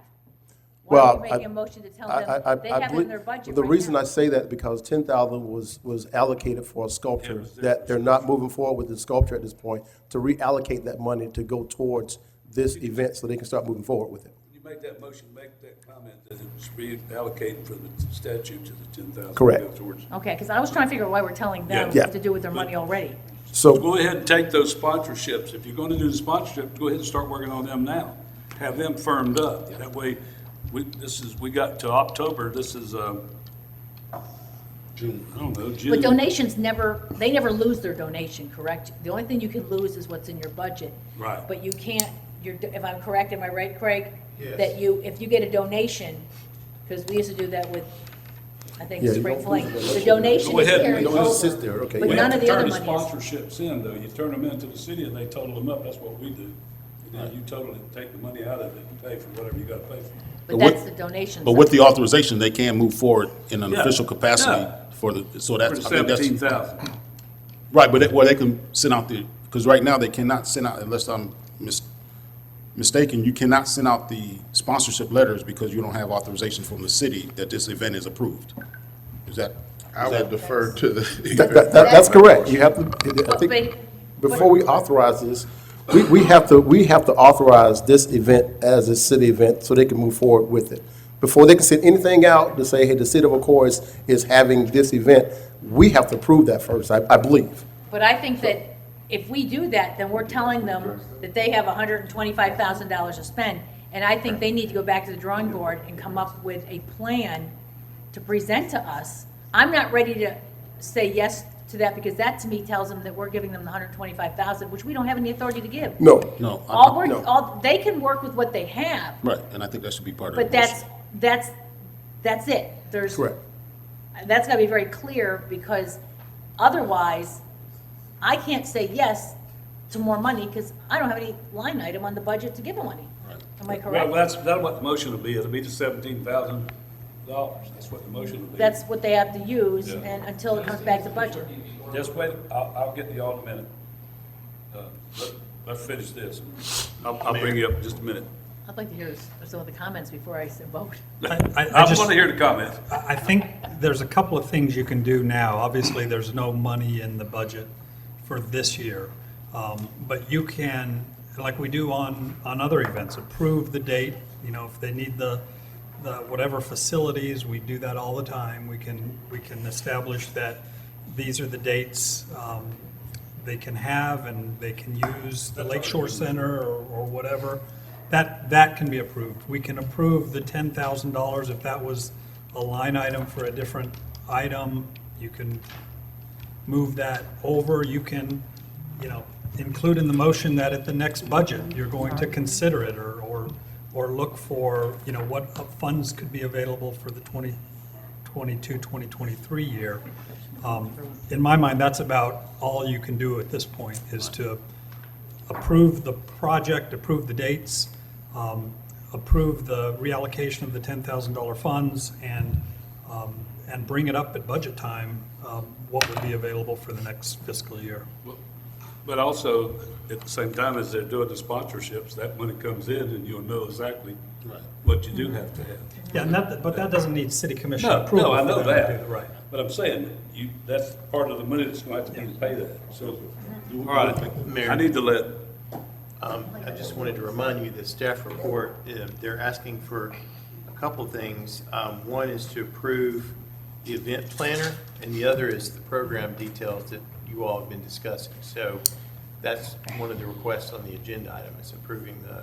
well, we can't approve that if we don't approve the money. Right? I would, Well, let me have the comments. We've commented from here and you, so whoever raised your hands, go ahead and fill out a form. Don't forget the form.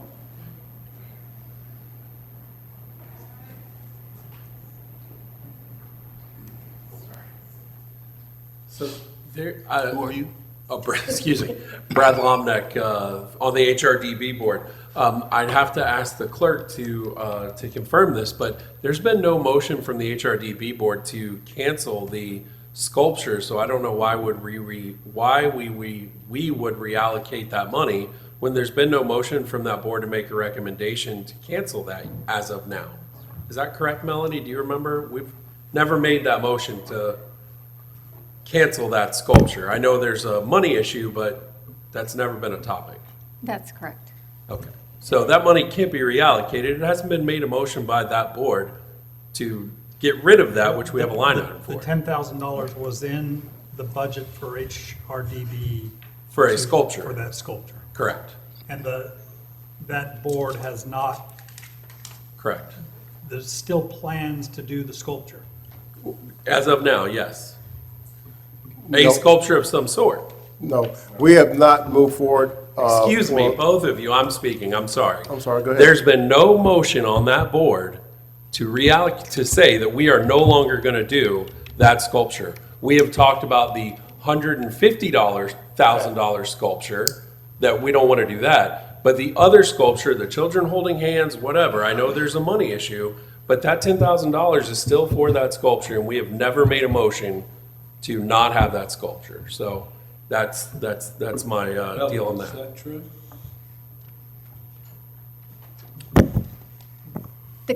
There's no motion that has been made on how to use the $10,000 that was funded for the sculpture. And I just want to unpack, since I have 3 minutes, I want to unpack a couple other things here. First off, there's never been a motion as well to get rid of this event altogether. There was a motion to get rid of the subcommittee so everything could come to the full board, so we all knew what was going on with this event, not just being in a subcommittee. So I wanted to correct the commissioner's language on that. There's never been a time where we said we should not have this event. This event last year cost, I believe, $12,000 to $15,000. And now we're talking $100 and something thousand. We should do a reverend event. That's even what the church member said that it should be. If there wants to be a more to the event, to where it's a celebration of some sort, which I think that's great. There's the July Perry Foundation. That's exactly what they're for. Let them make that. Let them hire Jennifer Young. Let them have that event. That's awesome. The city should do, what they should approve is to have a reverend event that says we remember, and this is what we do on Sunday. We have the walkthrough. Saturday night we have the dinner. That's great. That's what we should do. Thank you very much. Is the July Perry Foundation involved in it too? Are they involved in it? We have gotten feedback from them. They are going to Are they offering any participate. money? They are going to participate with Andrea Riley and their presentation. But about the sculpture, I was the one that asked for the $10,000 for the sculpture, not knowing the cost of the sculpture. Okay. When we got the quote, because Member Maxwell finally found the documents, and when we finally got the quote, the price of that sculpture was $26,000. So there's no way that we could purchase a $26,000 sculpture for $10,000. So I was the one that asked for the $10,000. So there is no current use, because between now and the end of the fiscal year, we will not purchase a $26,000 sculpture for $10,000. Because you're out of order. I'll take care of the meeting. Thank you. You're out of order. Well, a lot of people have been out of order. that money will not be used by the end of the fiscal year. All right, let's stop this. Okay. Just sit down, Mr. Moyer. I'll get you in a minute. The $10,000 was put in there, and I remember it's about the sculpture. Whether it be, there's two sculptures been talked about, really three. One's $167,000 or $176,000. One's $26,000, and then there's a $10,000. So we don't need to worry about all that tonight. What we ought to worry about is we can take that $10,000, add it to the $7,000. So that's what he has to be able to tell us if we can do that. Then I'll let the gentleman in the back talk. So Yeah, I guess, I guess I'm now understanding, this is not, your recommendation isn't from the HRDB board. This is a recommendation from a subcommittee within the HRDB? What this? Yeah, No, the this is from the program. board. This board went Okay, up so to, the this went whole- up to a vote to the HRDB. Got The it. subcommittee brought it back to the board. Okay, so the whole board is approved The this program? event. Right, correct. All right, one more citizen. Well, he's coming up. Can I You're just- next after him. Can I Don't just- worry, I know who you are. Well, he's coming down. Can I ask a question? Am I correct that, I'm sorry, Mr. Kennedy, but am I correct that the board has agreed, they voted How many? to get, the HRDV board voted to put $10,000 toward the sculpture, but we're telling them now they can do something different. Are we supposed to do that? Well, that's what I wanted him I'm to. confused. I know, that's what I wanted him to answer, but, I was gonna ask something, you done got me confused. I'm sorry. All right, well, go ahead, Mr. Kennedy. Good evening, I'm Scott Kennedy. I'm also on the HRDB. And we need to take a step back. I think I think when this was done the first time, as one of the members keeps telling us the history, it was rather contentious.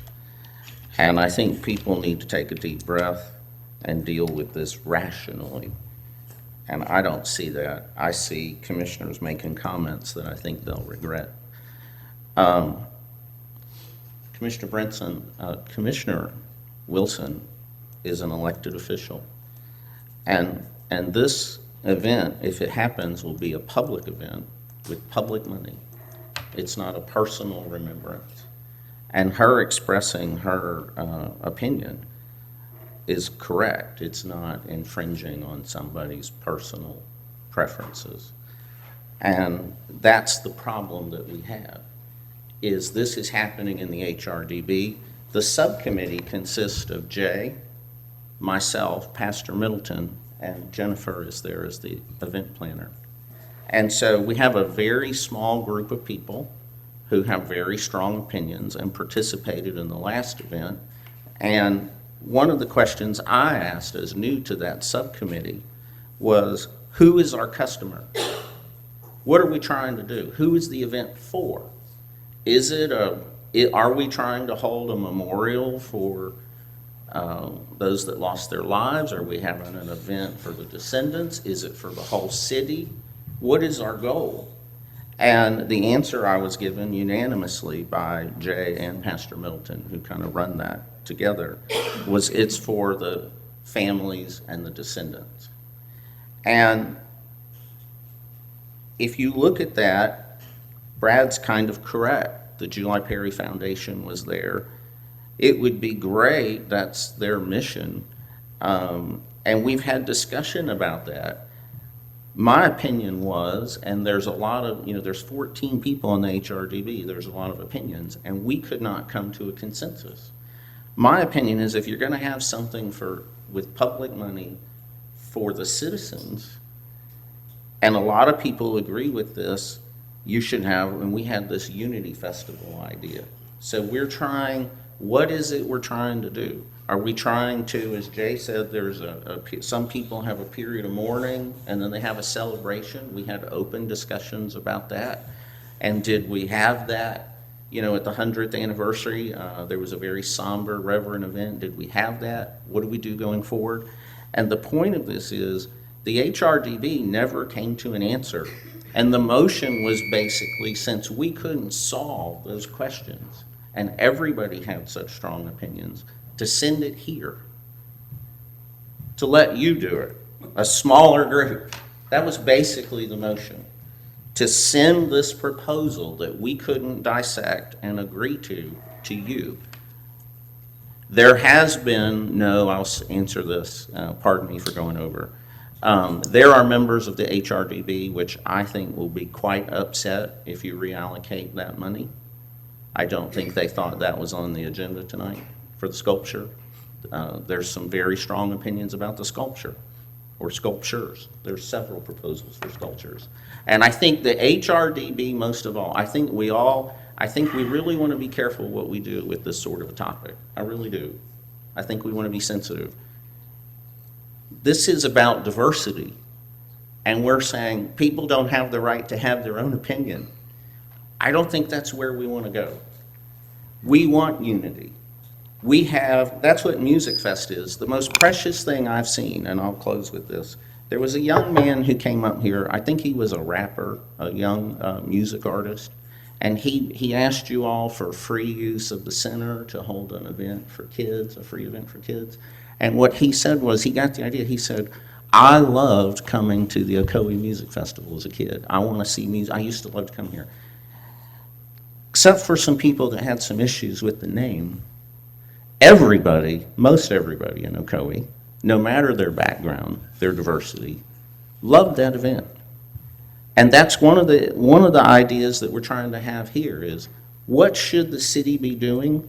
What should the narrative of the city be every year related to this event? Should it be a positive, unity-based narrative? Should it be a somber memorial every year just for the, should it be a one-day or one afternoon service for the families of the descendants? There's not agreement. And I think you had it right when you were at that point of the program details aren't worked out and you need to send it back. I frankly don't think the HRDB can come to a consensus on this quick enough to plan an event for November. And then the other point, which I think we're leaving out, is if it is going to be a city event, do you run it? Because that's one of the ideas of sending it here. You run Music Fest, you run other things. Should we run it? Should we have a private event planner? Should she be paid with private money? And I've got one last thing. Pardon me, but I've done all the work. I'll find you. Okay. In here, it has, and I've spoken to Jennifer about this personally, she knows my opinion. I think Jennifer's terrific, and I think she's done a wonderful job with this, first of all. She's very talented. But I don't like the way the management fee is done. As a business person, I don't want somebody tied to the expense. I want them tied to the revenue. And since this is a fundraiser, what I have suggested is that we tie her fee to the fundraising side. So if you've read this, her fee is 20% of the event expenses. I think that we want to incentivize her to do it as cheaply as possible, as inexpensively as possible. And we want to incentivize her, she's going to do the fundraising. We want to incentivize her to raise as much money as possible. So I'd like you, it's just my idea, can't get the HRDB to do it, to look at changing that, negotiating with her somewhere where she probably makes more money, but give her, instead of a percentage of the expenses, a percentage of the fundraising, and give her a bonus if she comes in under budget. I think she'll do it, and I think it'll be wonderful. Thank you for allowing me to go over. I apologize. Thank you. All right, I'm gonna let you have one more conversation. We're not gonna go through Hello. Can I just say one thing? Tanya Duriska.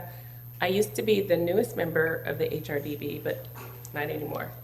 But so we sat at our meeting a few weeks ago, and the reason I understood that we brought this to the committee was because Jennifer had indicated that the golf course said that they needed to understand whether or not this was a city-sanctioned event.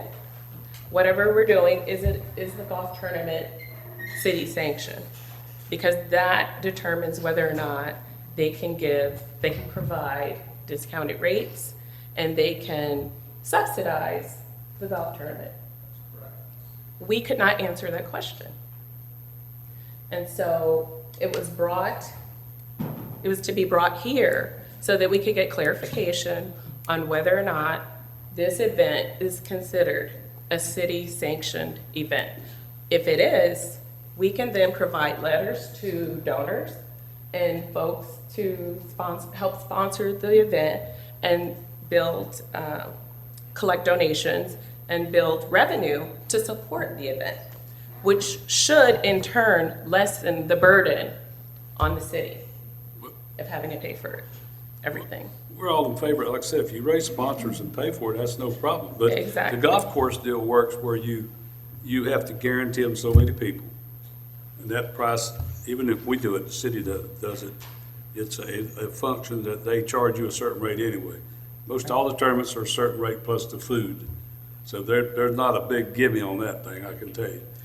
But to be a city event, that's why I've said, if we're gonna do it as a city event, it's gotta run through the city, to finance everything. Right. So that's fine. Right. We're talking about what we can do without, we can't do that money tonight because it's not in the budget. Right, I think that the 17,000 that you indicated is a good start. If they need the HRDB to indicate whether or not the $10,000 can be utilized, the $10,000 that we, I believe, have already indicated that we're not using for the sculpture or can't use. We got, that's not, but some of them say that's not. Right, they're saying that's not the So case. we need them to say I don't it know, and they vote need it. to clarify. We need them to vote on it. They need, they need to Well, I clarify know. that. And then, Yeah, then we can come back. yeah. And so I agree with that. Thank you. You're welcome, thank you. All right, I'm gonna give you 3 more minutes. No, I don't need three. Okay, all right. I just want to clarify a couple of facts. I just want the commission to go by the minutes that you were provided, the HRDB minutes, as far as which motions were made by the HRDB, because member Kennedy came up and said that the HRDB had motions in this, and that's not my recollection, and that we could not agree, there was a unanimous vote. There was 2 on votes. this. All right, hold it. Let him finish. Let him finish. If you look at the minutes, there's a unanimous vote to have this event. That's not my opinion. Okay. That's what All right. happened. Another fact is he's trying to not allow this event planner for some reason to get paid a fair wage. I did request I want this to be treated the same way, follow the same blueprint template as the music festival. And when I asked about the event planner at the music festival, the event planner at the music festival was paid $20,000.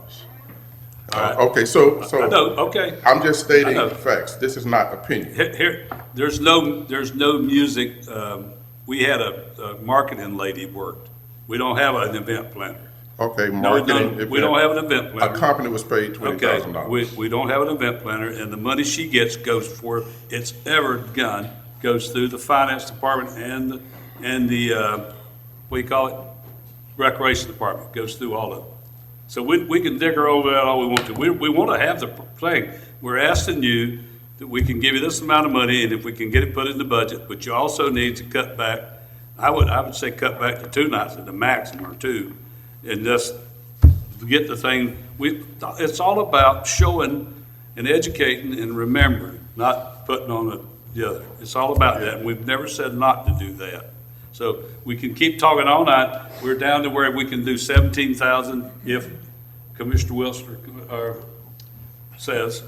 No, I think- Who raised her hand again? I believe that Commissioner Oliver's the one that made the motion, but can I just go one quick to Mr. We Cohen?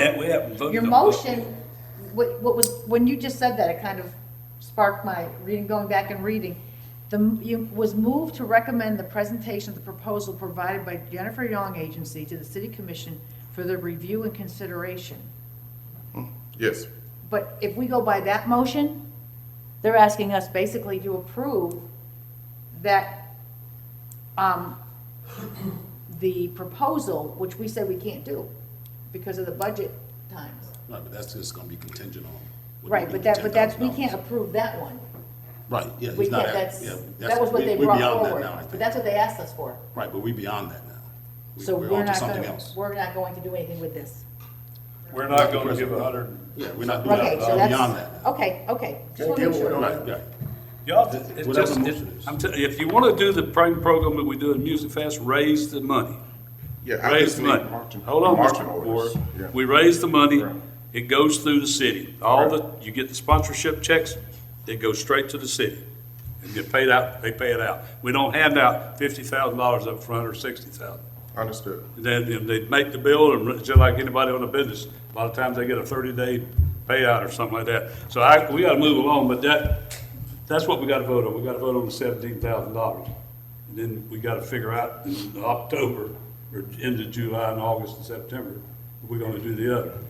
But can we vote on that when they haven't agreed themselves to put the 10,000? Can we say as long as they agree to put that $10,000 from that, make it to where it goes back to them, as long as they agree to do it? Yeah, I think what I'm hearing, that the 10,000 was originally earmarked for this statute. I think what I'm hearing is the city commission does not object to reallocating that 10,000 to, but that's the HRDB board's decision, is how you allocate your funds. That just requires that board to decide, hey, we're gonna put all $17,000 towards this event. I don't know that the city commission can dictate that, but I think what I'm hearing is the city commission approves the concept of the event, the timing of it, and has no issue with a reallocation of the HRDB board money being used exclusively for this event. All right, I've got two other people I gotta do, because I just want to know what the marching orders for me to go back to the event plan. We're gonna figure that out. Okay. We're gonna try to figure that out in a few minutes. Mr. Warrior, I need you to get up and cut it short as you can. Up there. And then you got, okay, all Jim right. Warrior, I have a very short question. And unfortunately, of the HRDB board, and I was at the last meeting. Does the commission have to authorize Jennifer Young agency? Okay, I'm not talking about money. If she's going to be an agent of the HRDB, and I'm not an attorney, but if she's going to act as an agent and try to collect monies, does the commission have to authorize it? And at the last meeting, she was authorized, again, not talking about money. She was authorized as the event planner. Thank you. All right, thank you. No more comments, all right? We're gonna close it and we're gonna finish it up here. We need a clarification for the motion to that. So, I think what I'm hearing is the city commission would move to permit the event on whatever the dates that weekend of November, 4th, 5th, and 6th? It's already planned, isn't it? It's already set aside on the I think so. calendar? Yeah. Okay, and then the city commission could recommend to the board that, or the city commission has no objection to reallocation of the board's funds exclusively for the event. And the city commission, if you wanted, could agree that you're going to look at during the next budget session of what funds could be available either for this event or for the event in 2023. But I think that's the extent you can go right now, unless you do a budget amendment for this year and somehow come up with additional funds. All right. I want to make the motion. I think I got the gist of it. I think. But I do want to interject one quick item. How much do we have in contingency? We have $25,500. So if there is an issue of the $10,000 being used for a sculpture that we're clearly not going to purchase this fiscal year, we could also move $10,000 from the contingency to add to the additional $7,000, which is still give them the $17,000. So we got two ways we can look at this. We can take $10,000 from contingency, or we can take $10,000. We can reallocate $10,000 that has been earmarked for something that's not going to be purchased this fiscal year. Which will come back to the city budget if it's not used. There you go. It'll come back to the city, but it's not used. So they don't get 30, They don't get 27, they got 17. 17. What, can I ask Craig, anything going on in contingency that we need to be concerned with? I mean, we got some increases in? Well, but I'm just saying, this is not an emergency item. No. But do we have anything coming down the pike that with 3 months left to go, that we have to be concerned with that? That's, I will, why you, go ahead, and I'm Sorry. The commission traditionally uses contingency for ad hoc, small items that don't reach a capital level. So I can't identify anything outside of the budget that's come up. We have R&R funds for our utility funds for emergency purchases. So the answer is I can't answer that. this is not an emergency fund, emergency item, right? Correct? Well, contingency is not an exclusive emergency fund. It's for whatever the city commission decides to use it on by vote.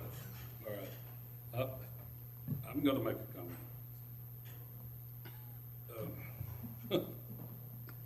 The city, the lady asked if it's gonna be a city event. It's gonna be a city event. You wanna take it to the Music Fest.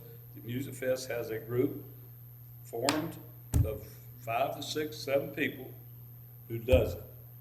It's not done, but it's done by 7 people. Everything runs through there. It's just like we don't have an event planner. The event planner don't get a percentage. The event planner charges exactly what the cost is for the advertisement, for the flags or anything.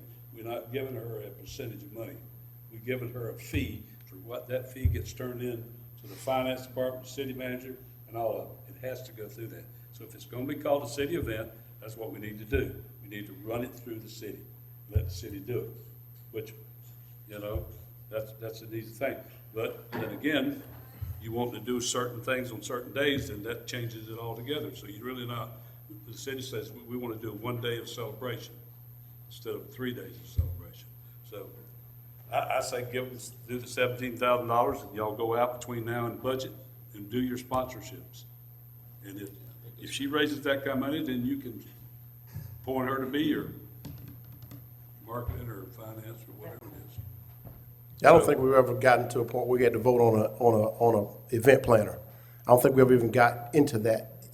I've never heard of, in 4 years, I've never heard of even talk about. We never have. We never talked about event planner, or even promoter. When a promoter brings acts in, we've never even talked about who do we bring in to do that. That is just a part of the committee that brings it to the city, or the city that puts it on. It's a part of that machine that's running. So I don't even know why we're even trying to figure out who we're gonna hire as the event planner. So that should be a part of your budget. The HRDB comes in with the budget, and you say, okay, well, this is what we need. That's the part that's embedded in there. We don't need to separate who's gonna be event planner, who's gonna be a promoter. We've never even discussed those kind of things, so Well, I didn't that say shouldn't. that. Yeah. Here's the problem. Somebody brought it up tonight. I'm not getting into that. I want to do the program, but I'm not getting into where, when he brings it up and says, hey, you had an event planner. No, we've never had an event planner. Our event planners are those 7 people sitting on that board. We All never right. even discussed that. Can you make that motion that he said, or So, you him say? if I can remember that. So I would like to make a motion that we would approve the event, the Ocoee Remembrance for, was it the 5th and 6th? I just don't agree with the 3 days. It's a lot. But I would actually agree with the 5th and 6th for the event. So I'd like to make a motion that we will approve a Ocoee Remembrance event for November 5th and 6th to be a city-sponsored event. And we would actually allow the HRDB to use the $7,000 that they currently have towards that event, but we would also reallocate $10,000 that was set aside for a sculpture in addition to those funds to be used to move forward with that event. I don't know if that's what. Second. Yeah, so it's really, you're not, you have no objection to them reallocating their There you go. $10,000 to the event. No. Right. No objection to that. Okay, here's a second. Second. We're in the middle of a motion here. I think we're both gonna second. Seconded by Commissioner It Wilson. doesn't, it's either one. The discussions with us, we've already had all our discussions. I'm gonna ask for a vote. All right, we're gonna have the vote. Okay, All right, Ready? all in favor of the motion? Let's vote. All right. So you got the way, what we're doing. So now, until the budget process starts, the other money will be in payment. I would go and push, whoever's gonna be your fundraiser, and push for that fundraiser. Get on that now, because it takes a while to get some of these people to write up checks and send them in. Yeah. But I will say one thing, though, this event planner has been working since last November to date. And I don't think they've been paid a dime to work with us. So I think that's commendable. I don't think there's any promoter event planner gonna put in 7 months of work for anything. So I think that's just commendable that we actually are lucky enough to have someone that's working with HRDB that didn't charge a dime and work for 7 months. Well, that's part of, you get the money at the percent of what you're doing, and plus the percentage is where the money comes. Okay, so that's what it is. Yeah, I just need clarification. Is the Jennifer Young agency? That's nothing to do Can we with use- it. that's- However you that's guys nothing want to do with spend that. however you want to Okay. spend your money is Okay, up to you guys. okay, But- because it was on the, I You understood. gotta collect, Understood. So, you're gonna have to collect so sponsorships. what we spend is contingent on sponsorships. That's right. Collected. Yeah, I'll have to just discuss that with the, because I'm not an event planner. So I can't say that is the way All right. that business is done or not. I don't know. We appreciate it. Okay. All right, thank you. Thank you. All right. Oh, we got another one. No, that's it. Comments from citizens public. There's, I got Mr. Moore, then we got another gentleman, Thomas Ware. Mr. Moore, you got something else to say? That's a really crazy question to ask you, man. Come on. Mr. Mayor, I spent about 5 hours on the PowerPoint presentation. Well, we can't have all that tonight. You got 3 minutes. You got 3 minutes. But you're asking if I have something else to say. I need a 5-minute recess. I'm sorry. Just, Go ahead. you get the rest. 5-minute recess.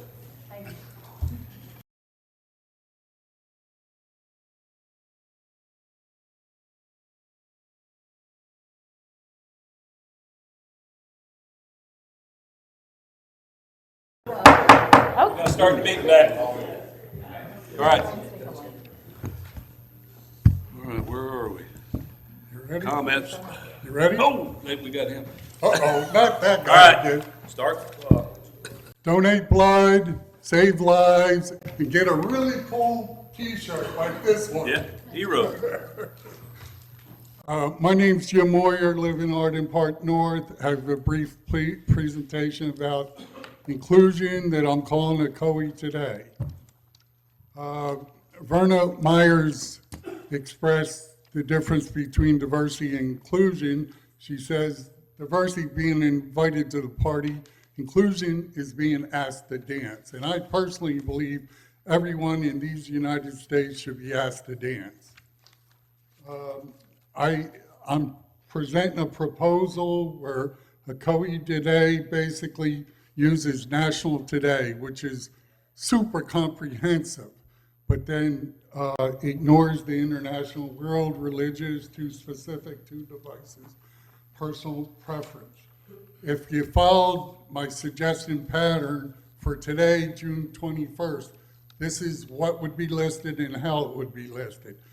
National Daylight Saving Time. Today, for your information, is the longest day of the year.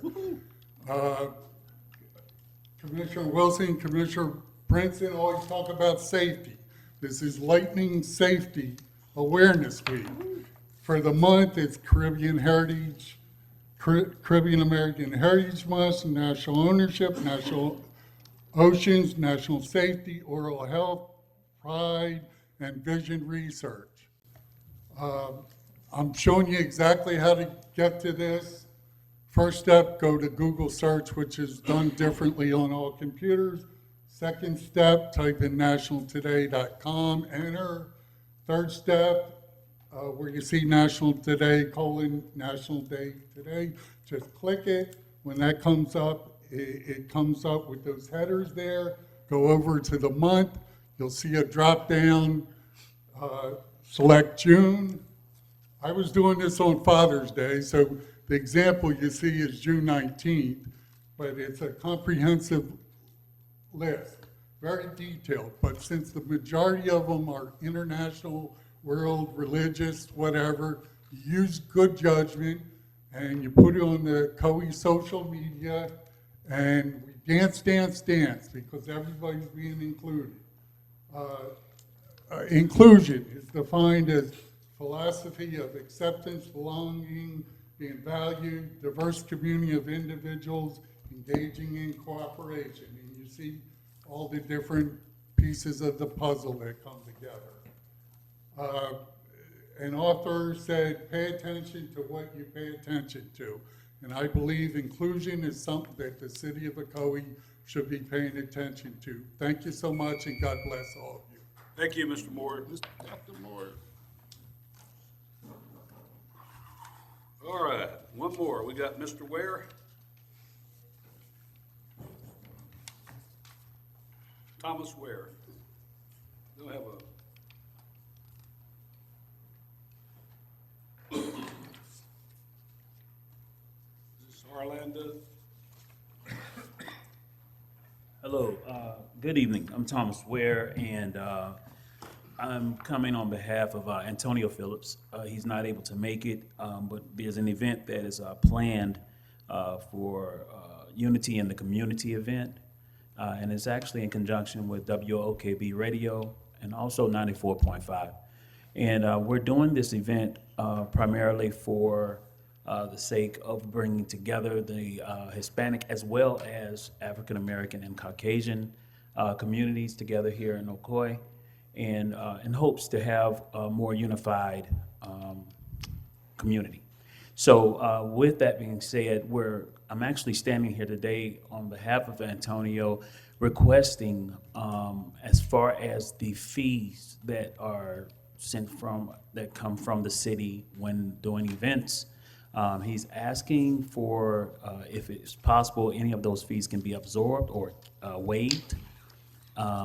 And the second request is, if in partnership, can the city also contribute towards there is a staging and sound portion that is the only portion that's left for it, and it's actually in the amount of $4,500.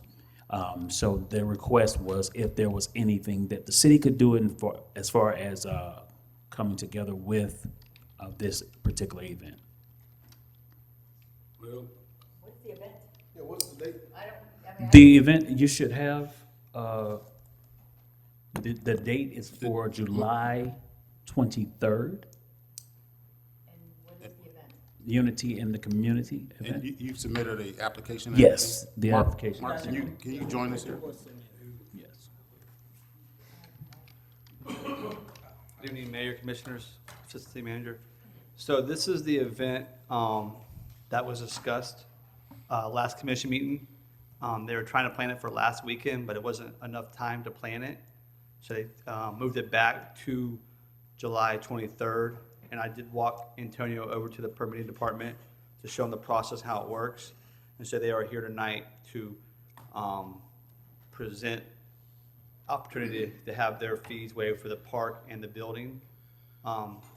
I think the event is, if you want to go through the details.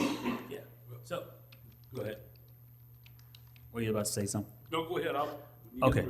All right, so the event particularly is just really to bring together, to blend the community event, to bring unity to the community. Mainly because there's no interaction between, we have a lot of different events, and most events that happen are events that happen separately.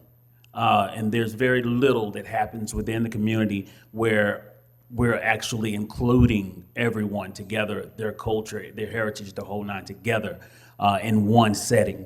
And so that's what this event is for, is to bring more of a resemblance of the unified community itself. Is there not a way you can do sponsorships too? Because I don't think we're gonna be able to put $4,500 out for the stage. Well, the question is only if, A, is really the waiving of the fees, and secondarily, but if there's anything that can be, given towards it. We're not, go ahead. Here's one of the things you have to cover the police, security deposit for the building, and you have to cover it for the police garbage and that stuff. Right. And porta potties. Right. That y'all have to be responsible And for. If we waive the fee for you want it the inside of the building too, or just outside? And the park. Yes. See, Yes. it's gonna cost something, because you have to pay for the, security deposit of the building, and the, cleanup, and that stuff. Right. So what, are you just asking for, the waiving of the fee for the park and the building, but all the other associated expenses you're agreeing to pay for? Correct. You're agreeing to pay for. Correct. I'm confused as to possibly why this didn't go to the HRDB board as an event with the HRDB board, because they put on these events, or they are involved in them. Did you ever approach the HRDB board about? I'm not familiar with the HRDV board. I am not. And I don't believe that Antonio was familiar with them as well. So no, we did not go to them. It would be a good thing to Do you do. have any flyers? I mean, to see what we're doing, what you're doing? I can actually have it, I can have it sent over to you. I don't have it on hand, no. Well, the problem we have today is you're wanting July 23rd. We don't have another meeting until, if it's not tonight, our next meeting is not till July 19th. Yes. But all the paperwork is in. Correct. So Mark, where does the paper, where do you stand with the paperwork? The application and permits and insurance? They have just sent the information, they just filled out the paperwork with permitting. It has to be sent around to all the departments for approval. It still hasn't, I don't think it's been sent around to every department for approval. It's an internal thing. But Antonio, I'm not sure how he got in contact with us, but I dealt with Antonio too. And this is when it was, last time, it was gonna be a short notice. So he was wanting to move it back a month and a week, to give himself time to even promote it and get the word out where he gets a pretty good crowd, that kind of thing. What kind of programs are gonna be there? I mean, I'm just, again, it's inquisitive as we're sitting here possibly giving a building the use of a building, but we don't know really what you're gonna be doing, what you're gonna be presenting in the building and in the park. Well, in the park, there's actually going to be a combination of Hispanic as well as other cultural music being performed that day, as well as speakers coming in to speak. We do have some of the local individuals that are running for public office that wants to speak at the same time. It is not a campaign or a backing to any campaign or any office. So no, they're not tied into this as far as politically.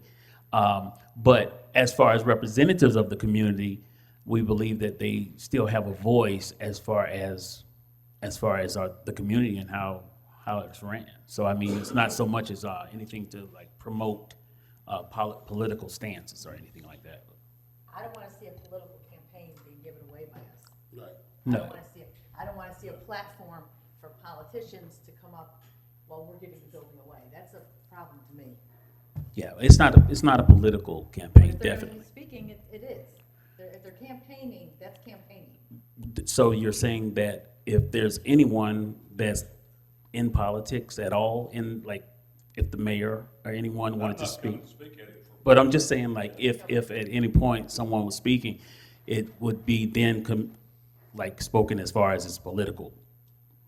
I mean, that's for us to know. That would be good for us to know if that's the case. I think what Commissioner Wilson's saying is, I tend to agree, it's not this type of event shouldn't be a platform Right. for someone to give a stump speech Right. for a political campaign. Right. So therefore, when you invite members that are running for office, no matter what they're speaking on, it gives a perception that it is I got you. a political platform for them. That's just perception. Gotcha. They may be talking about, they could be talking about anything else. They could be talking about safety awareness, or they could talk about, you know, anything. But when they are running for office and their signs are on the corner, and you see them standing there talking about Safety Month or Women's Rights Month or whatever they're talking about, you still get the impression that Gotcha. it's being politicized. Understood. One of the things that Commissioner Wilson said would be the way to do it is you go to the diversity board, which is supposed to be the diversity board that works with all different ethnicities. Right. And if they say, okay, we do that, then it's better, because everybody comes in here, if they're not freewheeling or whatever you want to call it, coming up and saying, hey, I want to do this show, put this thing on, we want to have it free. Well, we paid a lot. We paid $7.5 million for that building over there. Now, if you just wanted to be the outside, Right. it's a different thing. But somehow or another, we got to collect money to pay for that building. But that's why I say everybody comes up and wants to start giving the building away. So I know Mr. Wilson, for one, was against that. So we like to see you do stuff, but I mean, it comes to be where all the time we're furnishing the money for it. It ain't going to be advantageous to us or the citizens of the city, who are the ones that the citizens of the city are the ones that it's costing them when we do that. Right. And I mean, not trying to give you a hard. No, It's no, just no, like no, understood. Coming up with a No. stage, I mean, you can maybe go to somebody borrow one. Winterguard's got one. If you go for something like that, you might go talk to them and say, hey, we'd like to borrow your stage. They might charge you $500, something like that. Because we don't have a stage. No, we don't have. Okay, I brought that okay. up twice to buy one, but we never bought it. Keep talking about it. Yeah. I've always said, and I've said this before, that, you know, of course I wanted the 30 days, but I wanted information, like we're finding out now, that you might invite politicians or people running for office. That, to me, gives the impression we're supporting, and I don't like that. Right. And by us not knowing your plan, it doesn't allow me to know what I'm approving. No, Well, I'm understood. approving something. Understood, and I think it's really good that I'm able to get the information, because basically I want to be able to take that information back now, and we know how to structure things as far as this is going. So no, it's good. It's always good to put. It's Absolutely, always good yeah. to put people together. I agree with that. Right. It's a I'd love great to go to thing. these events. I wish that's one of the programs that the diversity board should be working on. Besides just one all year long, do that and something else. Now, That's good. Okay. Now this event is actually 30 days out. Unfortunately, we're not meeting the first Tuesday in July. Right. So we're gonna need to make a decision this evening regarding this event. Right. For logistics purposes. Right. Planning purposes from your perspective. Right. Would you agree with that? Yes. Okay, so, we asked folks to come 30 days before, which they're here, so we need to make a decision on what we can and cannot do this evening. If you have it, if you move it, I hate to ask you this, but can you ask Mr. Phillips about moving it to August? It'll be right before school starts back. You might get more people. It'd be a way to get everybody together before school starts back with the kids and everybody. The vacation times will be over with. They'll be getting ready to go to school. So, Right. I mean, maybe move it, that way we'll have another meeting, July the 19th, which we can discuss. I just don't think, I wouldn't want to vote on the stage part. I don't mind helping some, but it just gets to the point where everybody's wanting us to do it free. Right. I just want more information on the event. All right. Thank you, Mayor. Mike, Remember Development Service Director. I'm over the permitting process for a special event. We do have 3 special events permits that we're processing presently. One of them is it's the Back to School Bash, which would be August 7th. Who's putting that on? I haven't looked in the permit yet, but I looked at this gentleman, the permit regarding this event, and it was submitted online yesterday, but there's a lot for us to look at as staff, and we don't have all the documents. We have an application and the contact information. We have what they would like to do, but we don't have the site plan, we don't have the pamphlet, we don't know how many vendors, we don't have the setup. So it's hard for us to assign, is there gonna be 500 people? We don't know, it doesn't say. If there's 500 people, they need porta-johns outside of the Lakeshore Center. How many police do we need? Do we need to have inspections of the food and stuff on Saturday? Because it says set up on Friday, and it should be all done on Friday, and we would cover that. But that's just the things, just looking at it right now, we still have a lot of unknown costs that they might not know about. All right. And so we do have some other special events we're reviewing at that time, so. All right, commissioners. Yeah.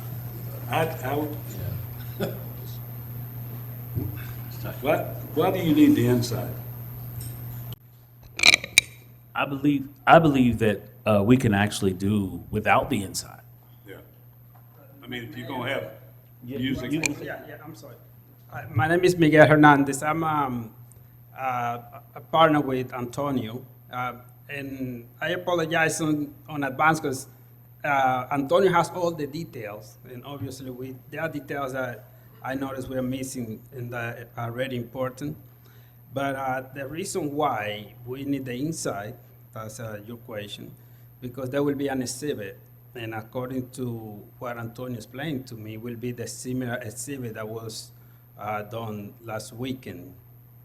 And he's, so again, I don't have all the detail, but that's the reason why. And he will submit all the vendors and everything. We just needed to know if the event was gonna be approved as we requested. Is this Antonio's business? Antonio's Philip. It's Is this his Eclipse business in that he's Innovation. running? Is this a business that he runs? He's an event promoter, but the thing is that when we put this together, it was supposed to be for the 18 and the 19. We didn't have enough time to put everything together, so we moved it a month later, and we just trying to, since we were called ahead of time, we don't have everything to come today for the asking. So yeah, we need we understand we need to submit some details to you, but unfortunately, we don't know all of it. If he's an event planner, I personally have a real problem us giving a facility to someone who's an event planner putting this project on. The more you say, it's throwing up some red flags to me that this is a business and not, I mean, you're doing it for the cultural community, but yet if he's an event planner, that's where it puts me into the next level. So I really do want more information before I would approve it. Well, yeah, that's fair, but the company Eclipse in Innovation is a non-profit organization. Yeah. That maybe does answer your question. We need to move on here. So I think we need to make a decision here. I don't really want to give it away for the building for that. I think the school bash things will probably be coming to us for that too. So, I mean, if you rented the outside, I'm going to ask one more question. Exhibits. What exhibits are you talking about? I'm sorry? Exhibits. Oh, he's referring to the exhibit we had this past weekend with Representative State Rep Thompson. We just had that. Previously they said they were going to leave the exhibit up for their event last weekend, but since they didn't have their event, they would bring it out and have it up for this event. All right. Yeah, you know, because I went to Representative Journey Thompson's event, and the exhibit was a nice exhibit that she had up. I don't see the connection with your event. I think it would have been a nice to have, you know, in that collaboration. Unfortunately, you know, due to timing and logistics, it didn't happen. So having that exhibit up for this event, I don't think is necessary, right? And so, other than that exhibit, what other need would you have the building for? So now we're back to you just need the park, not the building itself. Let me ask you about for the restroom facility. In that case, then we will have to. Porta johns. You got to get porta johns. Yeah, because if you have a lot of people that we don't have the bathrooms in there to handle. That's an option. Yeah. Mike just said he doesn't have all the information even. All right, so you can't really do that tonight. You know, get the information together. I'm sorry he's not here. I don't know where he's at, but Well, He's out of town. Yeah, he had to leave for family out of town, but I will make sure that the information is sent over. So if you get the information on the, no, we're not meeting till the 19th. We could waive, I don't, Commissioner Wilson, I don't know, we could waive the fee for the park, you know, but you gotta get porta johns, which you gotta pay for, which will have whatever they tell you gotta have, the amount you gotta have. You have to have police coverage, and then you gotta have cleanup. But it's less than doing the building. Right. So, But are we specifying that if we do approve it, it well, has to be a political platform? Yeah, but not to make it a political platform, yeah. Right. Yeah, definitely take that out. I think, Correct. I need to echo what City Planner Michael Rumor stated. There's a lot of things that needs to be brought to the permitting department. There's a lot of things that we need to know about this. And it seems that, you know, Antonio has all the moving parts, because he has all the plan here, you know, and we don't have all that tonight. So if it's possible that he may be able to continue to work with the Parks and Rec Department to look for an alternate date, so that it gives them time to come back to us by our next meeting with more information about what this event is all about, what he's trying to do. And that by that time, the permitting process should be complete. That means all the porta potties, he's contacted the police department for road closures. All that would have been done by the time we get to the next meeting. That would give him ample enough time to do that. Then we can vote for that alternative date. well, and let me add this. First question I have is that date, is rescheduling your event for a different date, is that viable? As of now, if we have, if there is other, I mean, it could be moved, but it will depend how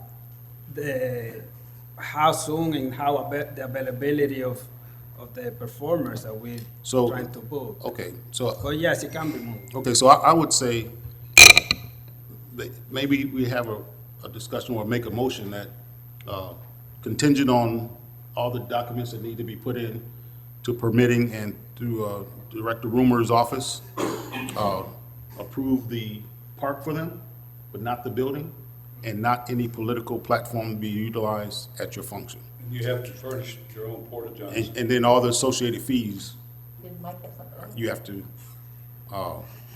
We have to cover. you have to cover, to include the stage, because the city does not own the stage. Yeah. Okay? Is that, Along with proving the nonprofit status, you're saying that. yeah, it's and that's nonprofit. part of the paperwork. Mike, did Mike have something to say? So we'll leave it right now. Is we're gonna have to get back at you with another date to. Where it sits right now, the city is approving. Okay. Waiving the fee for the park, and then you work with Mike Rumor or the Recreation Department to figure out whatever, you know, police or portalets are needed, and then you just work with them, and then you're gonna have to cover the cost of that. But it sounds like the city commission is agreeable to waiving the fee that would normally be charged for the use of the park. Okay, and All right, we so keep need the a same date. So Motion. Mike has some. Yes. Mike, you got another? That's what it said. I looked up the other permit. Watch out. Careful. That's why we need insurance. We got insurance. I'm not dancing, I'm not dancing, just call me Sven. Okay, I thought you were breakdancing. Don't shove him out of the way, Bob. Commissioner Brinson mentioned moving, and I opened the other permit because it talked about a road closure. But they want to do it on the weekend of August 7th, and they want to close McKee and Cumberland only. So, McKee? McKee and Cumberland. What's So that for? It's a summer bash put on by I think the barber shop on McKee, on Cumberland. It's not gonna be like the music thing. So it looks like right now there might be an opportunity to move it. Barbershop, If we go so see, just to answer Commissioner Brinson's clear. So we do have a special event with a road closure for August 7th, but it's not around that area. We also need to make a comment. During the last event that happened on Bluford and McKee, the music was so loud that folks had a real problem who lived there. We are in a residential area here. And And they also parked their show cars up on our sidewalks. I think this is the same group just doing another small back to school bag. That's the same group? It's the same family that, Okay. Well, we need to talk about that. So did we, sorry, we did. All right, that's nothing to do with you. Who's gonna make that motion? Mr. Renson? Yeah, I'll make that motion that we approve the waiving of fees for Bill Breeze Park for July 23rd for this event, but all associated other fees will be covered by the applicant, and also for the event not to be politicized. Good, here, second. I'll second it. Seconded by Commissioner Oliver. All in favor? Let's vote. Motion carries. Okay, thank you. Well, please remember the neighbors. All right. You just don't want to dance in public. Now, comments from the commissioners. Commissioner Brinson. I'm up next. Okay, I think I'm going to be relatively quick here. All right. First thing I'm going to talk about is the 9 p.m. routine. We've talked about this before. I know the Chief Placencia, the Ocoee Police Chief, has mentioned this many a times. But at 9 p.m. at night, check the doors to make sure they're secured and locked, but also check your windows. I guess there's been a rash of break-ins with people going in through people's first floor windows. So make sure your 9 o'clock routine includes checking your doors on your cars and your dwelling, but also closing and locking your windows.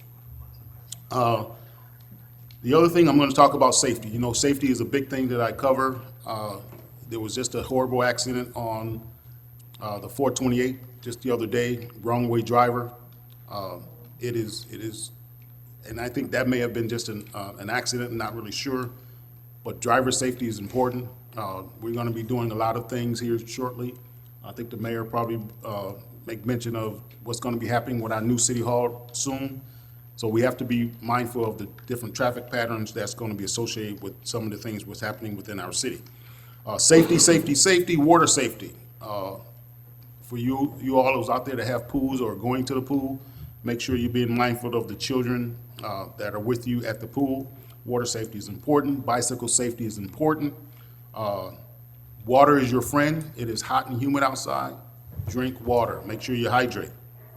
And the last thing I'm going to say, and this is just on, it's a safety matter, but this has been brought to my attention by many people, and that is when you're out riding your bicycle or even just walking, going for a brisk walk or exercising, and you're having earbuds in your ears, it is important that you only have one in your ear and leave your other ear open so you can hear what's going on around you.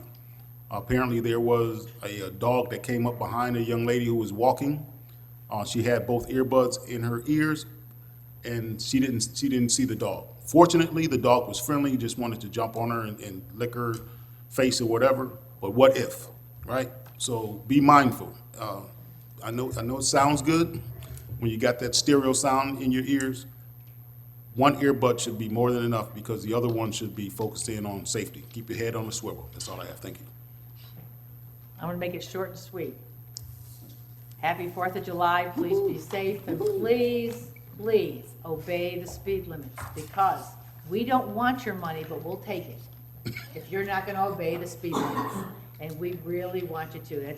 As you just mentioned, people walking, it's dangerous. So please be careful and have a happy and safe 4th of July. And we'll see you on July 19th. It's getting really hot out there, but a good place to cool off is the Ocoee Aquatic Center up at the Jim Beach Recreation Center. It's free, and it's open 7 days a week from 12 p.m. to 6 p.m. So if you don't know what to do with the kids and they're sweating a lot, bring them up there and throw them in the pool. That's it. Make sure they swim.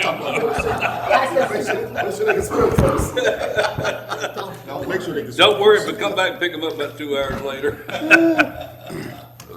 Commissioner Oliver. I guess in keeping with other commissioners, I'll try to keep this short and sweet as well. On June 19th, we celebrated Juneteenth. We have one of the members from the HRDB, I think the president, read a proclamation at Senator Geraldine Thompson's, or Representative Geraldine Thompson's event that we had on that Saturday, which I attended.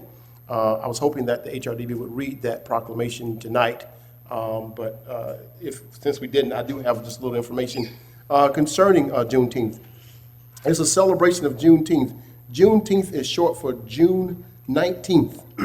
Marks the day when federal troops arrived in Galveston, Texas in 1865 to take control of the state and ensure that all enslaved people be freed. The troops' arrival came a full 2.5 years after the signing of the Emancipation Proclamation. Juneteenth honors the end of slavery in the United States and is considered the longest-running African-American holiday. On June 17th, 2021, it officially became a federal holiday. The traffic signal on the corner of Ingram Road and Ocoee Road, there's some activity that's been going on there. The county came out and did some markings where they're going to start digging holes. So sometime in July, you're going to start seeing more activity at that corner as they get ready to erect that traffic signal. I also mentioned that we had a youth leadership conference on June 11th at the Rosen Hotel. It was sponsored by the Ocoee chapter of Kappa Alpha Psi. We talked about civics, leadership, life skills, and scholarship. And some of those students have tuned into this meeting tonight to go over some of the things that we talked about emergency referendums and changes that happens in government operations. So hopefully they continue to tune in, but if they're gone, but they were actually a part of tonight's meeting. And I will leave you with this quote. It says, "Train up a child in the way that they should go. Even when they are old, they will not depart from it." That comes from Proverbs 22, verse 6. Children are our greatest imitators. This is not from Proverbs, though, but children are our greatest imitators, so give them something great to imitate. Author unknown. So I will yield back to the commission. Thank you, Commissioner.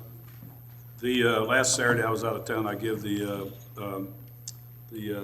proclamation to Ms. Hart, and she read it. I understand. I got a picture. So we appreciate it and thank her for her being able to do that for us. We've got to talk about in the 19th, maybe skipping in maybe the meeting in August, I think. I don't know, they brought it up about having one meeting in August and in the summer and finish the summer up. But I haven't looked at the dates.